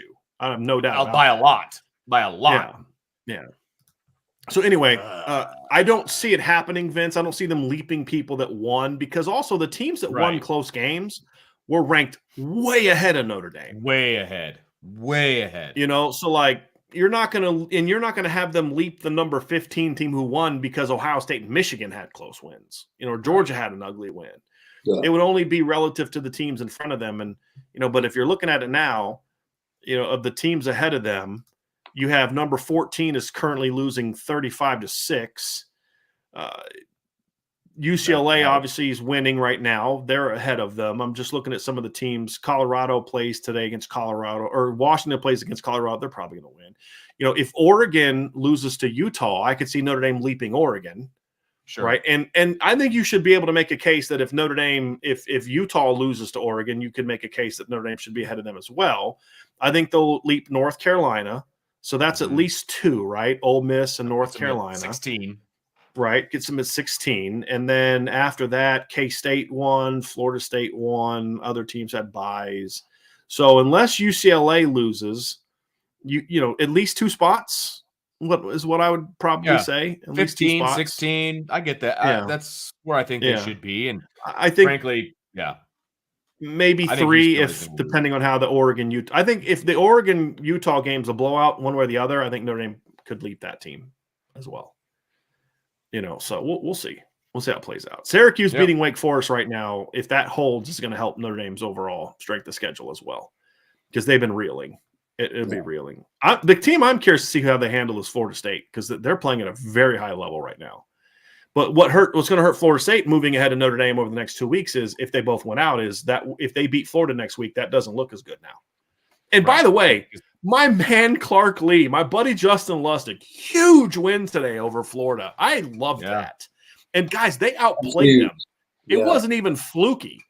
Florida scored late to make it even close. Yeah. Like they thoroughly outplayed Florida start to finish, guys. That was a bad loss for Billy Napier. Like, I know he's in year 1 and all that, Sean, but man, that's a bad Vanderbilt. Yeah. This season confirms, what we knew and experienced at Notre Dame. Like Mike Elko and Clark Lee are really good coaches. Yeah. They're really good coaches. And you see what Duke and Vanderbilt has been able to do. The fact that Vanderbilt is they have 5 wins right now. 5 and 6. Yeah. Dude, and they had a couple of games that they were really close in the second half and just kind of gave it up late. So, because they just don't have the talent yet. I mean, this is a school like Vanderbilt, and schools like Vanderbilt and Duke, which are very similar because they're great academic schools, benefit the most from the transfer portal, right? because that's their way to even things out. Because they're not going to recruit like the rest of the SEC does at Vanderbilt. They can't. They just can't. Yeah. But the transfer portal evens things out, and you add in some really good coaching, like they have, and you can get some. They can rattle off, 2 or 3, 7, 8 win seasons in a row on the Clark League. That's massive. That's massive at a school like Vanderbilt. Massive. Yeah. And they had a nice recruiting class last year too, guys. Like even with the bad season, they remember they flipped the kid that was committed to Notre Dame, right? Mm-hmm. They flipped AJ Swan, who I believe was committed to Florida State or Maryland? I think it was Maryland. State? Right. And so he's a good football player. Yeah. They did some nice things. And he's a good dude. I'm glad and so's Mike Elko. I like both of those guys. What's funny is, for all the Brian Kelly made some stupid hires in his career. But with one exception, that's Van Gorder. He made good hires at defensive coordinator. I mean, his last 3 defensive coordinator hires are currently the head coach at Vanderbilt, who's rebounding them, the head coach at Duke, who's rebounding them. And I would argue 7-4 at Duke is very similar to 5-6 at Vanderbilt when you consider the quality of the competition that he has to face week after week compared to what Duke has to face. Let's not take anything from Coach Elko, who's doing a phenomenal job. And I would argue Elko inherited a worse roster than what Clark Lee inherited. And Clark Lee's in year 2, or Mike Elko's in year 1. And then Marcus Freeman and the job he's doing at Notre Dame. So you got to give him credit for that. And by the way, UCLA just scored. They're now up 20-10. You see what they do when they score touchdowns, though, with the lights? That's what Notre Dame needs to do for night games. Absolutely. Get those lights on. Next super chat, guys, from Patrick Tolan. It's not just football that doesn't pay pay officials. Big Ten volleyball, which is the best in the country by a landslide, doesn't pay their officials too. Here's my thing, though. The problem I'm going to have with that argument is those are not revenue-generating sports. Yeah, right. Like their coaches understand are paid by the football and basketball revenue. Right.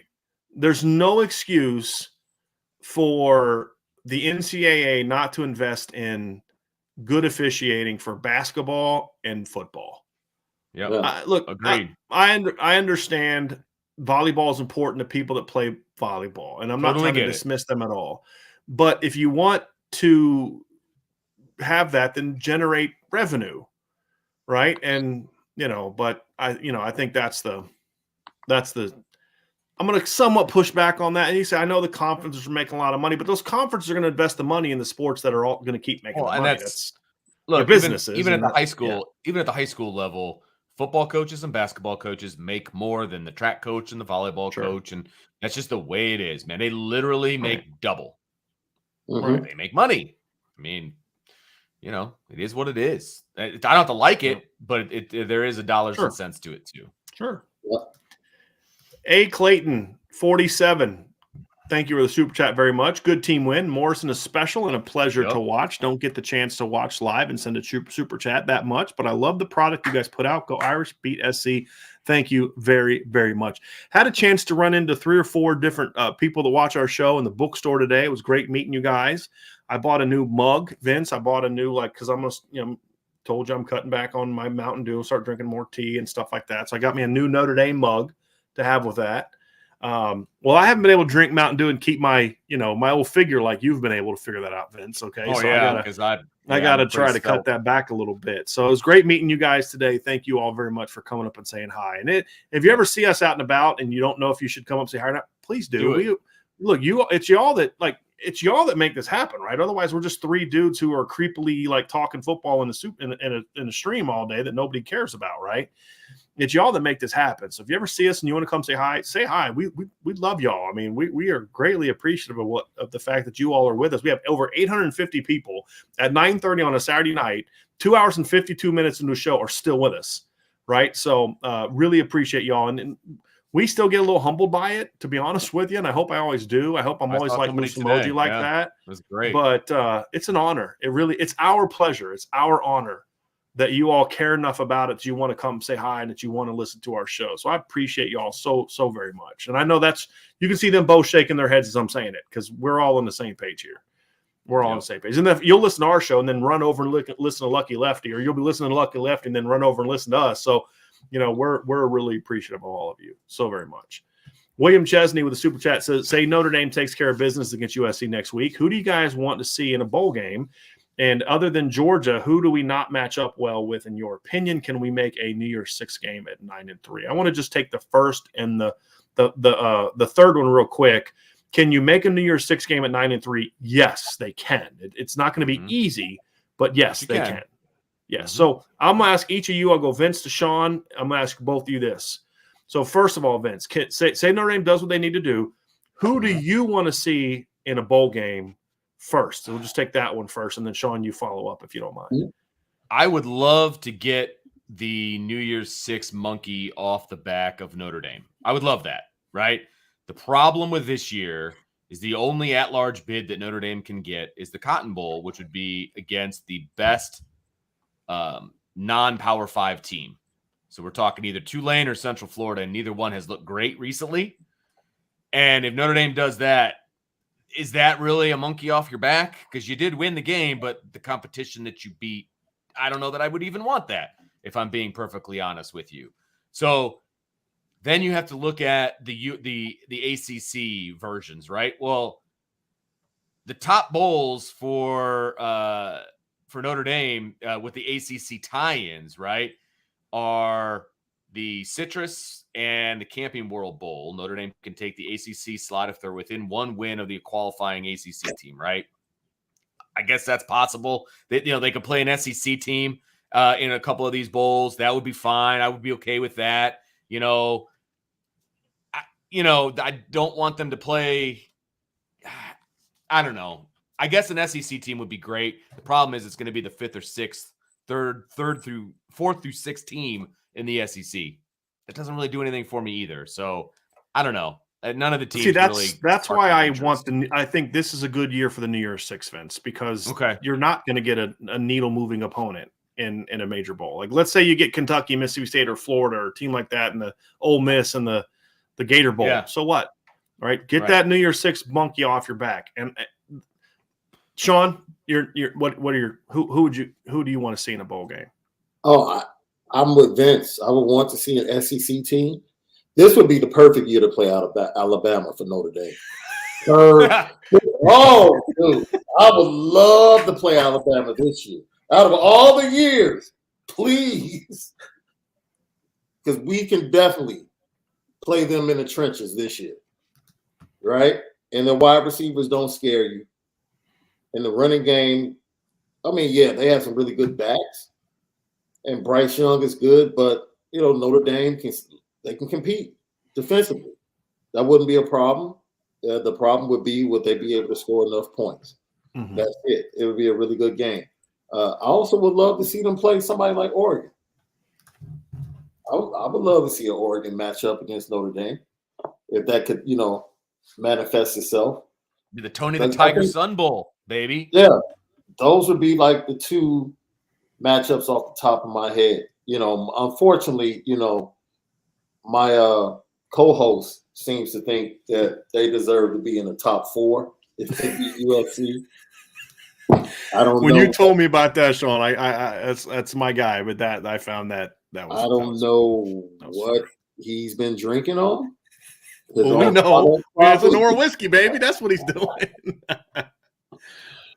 But yeah, he's been beating that drum like for a week now. Like, we deserve to be in the top, and it's like, yo, relax. But no, I don't want to play any of the Big 12 teams. Definitely don't. It has to be an SEC team or Pac-12 team. And like you said, UCF losing to Navy today, and then Tulane losing recently. I'm not interested in playing against one of those teams. So I'm going to disagree with you guys on that one, because there is a team that is 2 wins away from being in the Cotton Bowl that I want to play. It's Cincinnati. Because of the UCF loss, I'm trying to think of. I believe that is because Cincinnati plays Tulane next week, correct? I believe. Let me just look this up real quick. Yes. Cincinnati hosts Tulane next week. Okay. If Cincinnati beats Tulane, they get UCF. The winner of that game plays UCF in the conference title game, I believe. Right? How great of a story would it be if Notre Dame plays Cincinnati, fresh off of a playoff berth, Marcus Freeman's old school, in the Cotton Bowl, you beat your former boss, who people thought should have got the job over you, and you get the can't win big games monkey off your back twice. You get the can't win New Year's Six games monkey off your back, right? First coach since who to win the New Year's Six Bowl? Davey couldn't do it. Ty couldn't do it. Charlie couldn't do it. BK couldn't do it. Freeman did, right? And you beat a team that's a playoff team last year that's headed to the Big 12 next year, right? That's the one that I would like to see. That would mean more to me, storyline-wise and all that other stuff, than playing Mississippi State in the Gator Bowl or Kentucky in the Gator Bowl or anything like that. Like that would be something that people would pay attention to. Sure. Because of the story, and that would get eyes on. And if they're 11-2, they're going to be ranked in the top 20. If they beat Tulane and UCF, they're going to be in the top. They'll be around 15. And so now you got another win over a ranked opponent. So I think that, to me, would be the ideal matchup for Notre Dame. Now, if Tulane wins out, nope, right? Because to your guys' point, what does that do for you? You get the New Year's Six monkey off your back, but no one's going to respect it because you beat Tulane. Right. Exactly. That's why if Cincinnati wins out the next couple weeks is the one for me that would mean something for all those other reasons. And look, Cincinnati the last 2 years would be, what would they be? 24-3 the last 2 years, including beating BK's butt last year in Notre Dame Stadium. Yeah. I wouldn't mind getting that payback a little bit on the big stage, especially with it being Coach Freeman to get that payback against his former boss, who, again, a lot of Notre Dame fans back in September when they lost to Marshall, this is why we should have hired Luke Fickell, right? Okay, well, let's show why you shouldn't have hired Luke Fickell. You know what I'm saying? Like, that means something for me. The chances of Notre Dame playing LSU in a bowl game are slim to none, just so everybody is aware. LSU has done too well. They're going to be too high. They're probably going to be in a New Year's Six game, and Notre Dame can't play LSU in a New Year's Six game. If LSU loses one of their next two games and then gets killed by Georgia, there's a chance they could play in the Gator Bowl. But they'd have to lose to UAB or Texas A&M. Neither one is probably going to happen. Again, I'm just saying they could. I don't think it will. I think they could. To your point, Vince, if they lose to Georgia, they're still 10-3, and they're going to play in a better bowl than what Notre Dame could face them in. The only hope is to face a SEC team, I believe, is the Gator Bowl, and there's like one other. But, I want to see Cotton Bowl against Cincinnati. That's what I want. And then the last one is, other than Georgia, who do we not match up well with, in your opinion? Sean, I'll have you start on this one. Other than Georgia, who don't we match up against? Well, I mean, you're never going to play Georgia in a bowl game, so it doesn't matter. I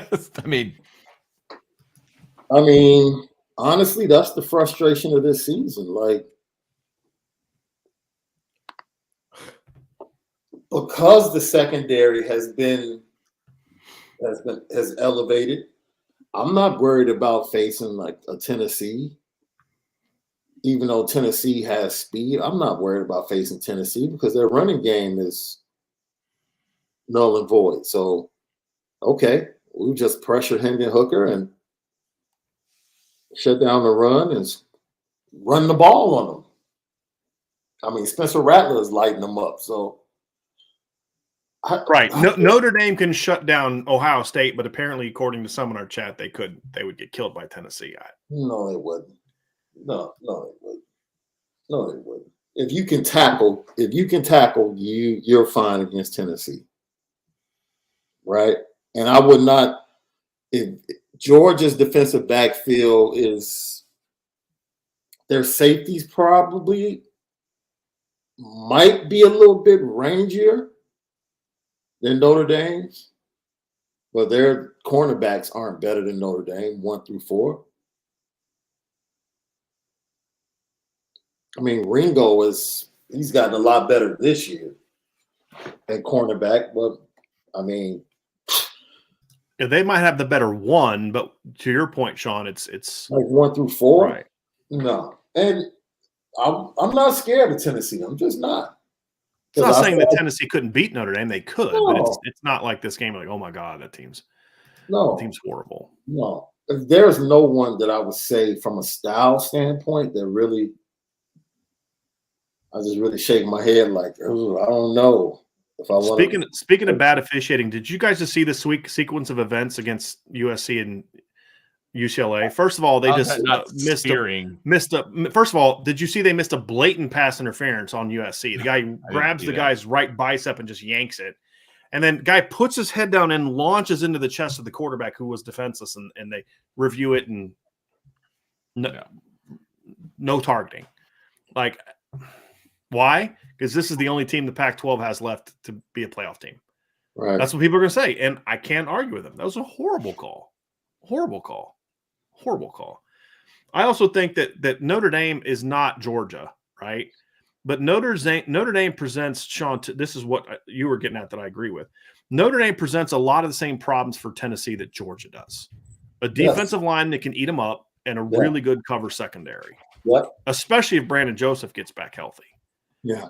So when I watched Kirby just light-handed Hooker up, he just came after him. He didn't wait. He didn't sit back and say, you know what, I'm just let you pass all night. No, we're gonna hit you all night, get rid of the ball, and if you can make the perfect pass 2 or 3 times, then you might get us.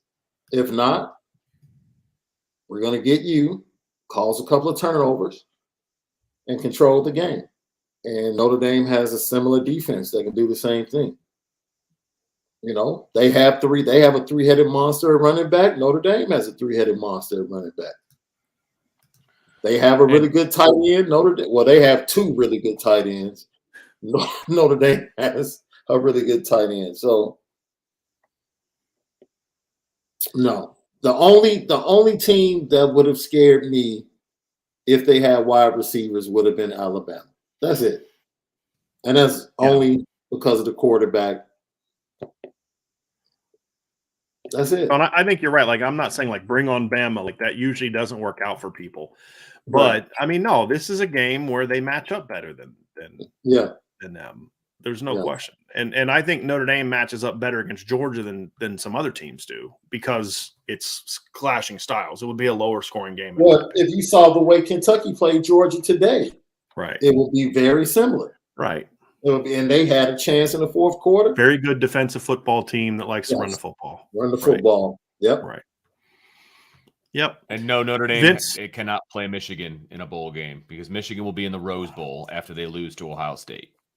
Yeah, Ohio State's either going to be Michigan's going to be either in the playoff or the Rose Bowl, to Vince's point. Right. Because of the snow job that happened today. Right. That's what's going to That's it. That's what's going to happen. That's Notre Dame would destroy Michigan. I think so. I think Michigan is so incredibly overrated. Overrated. Which is why I would love to play them, but it's just never going to happen based on the way things are going. You know what I mean? It's never going to happen. All right. Notre Dame would also destroy Penn State. Oh, God. That's a team I would love to see in a postseason game. I don't know how it could happen, and I don't think it can because Penn State's going to be the 3rd best Big Ten team. But I would love to get Penn State in a bowl game. Yeah, I don't know what the rankings are for Big Ten. Ooh, can you imagine Benjamin Morrison watching that film on Penn State's quarterback? Man. And that offensive line would have nightmares about getting ready for Notre Dame's defensive line. Yes. Raymond Harden with Super Chat. Thank you, Raymond. Go Irish, beat SC. And in the last run from Kevin Fetters, Kevin says, thanks for staying up so late, guys. Go Irish, go IB Nation. So I appreciate you very much, Kevin. We appreciate all y'all. So, hey, guys, that's going to do it for tonight's show. Thank you, everybody, for being with us tonight. We're going to go watch some football. We're going to hang out, relax, have a little bit of fun tonight here, and just I need to eat some food. I haven't really eaten a whole lot today. I still can't believe they didn't have chili in the press box today. Like, they have chili in the press box when it's like 90 outside, but then the one night where it's like 19 outside, you know, they had chicken noodle soup. I'm like, man, I'm not sick. I don't need chicken noodle soup. I'm fine. Did they really? You know what I mean? I thought it was. Yeah. I thought it was chili. I'd have had the chicken No, noodle. it was chicken noodle soup. Yeah, it was chicken noodle soup. I'm a big fan of the chicken noodle. So anyway, thanks so much tonight for the super chats, everybody. Thank you all for sticking with us. We're going to have a fun week this week, and I'm not sure how it's going to work, but I have decided that we are going to for next Saturday night, we are going to do the live show. So we're going to do the live show during the game. We're going to have to talk about it as a staff, about who's going to be in it and how it's going to go. And we're going to have to try to get things synced up. So we're not like, you know, Sean's a plane and a half ahead because, you know, my YouTube TV is really low or something like that. We'll figure it out, but we're going to have some fun with it. And then, you know, we'll have to decide, are we going to do that, then end it and have a post-game show, or are we just going to have it all one continuous thing? Probably going to be two, probably end it, take a half an hour to collect our thoughts.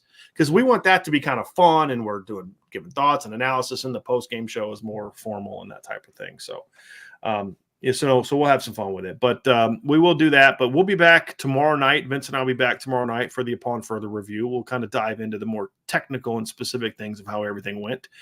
And and then we'll kind of get into the week, and we'll get ready for USC. It's going to be Thanksgiving week, obviously, and we know that y'all are going to be busy, but we pray that you still stick with us, because we're going to have a lot of talking this week about USC. So I may have to try to recruit that dude over there to try to come join a couple of the IB shows this week so we can get them fired up. But we'll see how that goes. So thank y'all so much. Hit that like button, everybody. Hit that subscribe button. Hit the notification bell. Share this podcast. Sign up for the message boards at boards.irishbreakdown.com. Make sure that if you're listening via podcast, we would greatly appreciate a 5-star review. And as always, check out the website at www.irishbreakdown.com. Have a great night, everybody, and thank you for being with us on the Irish Breakdown podcast.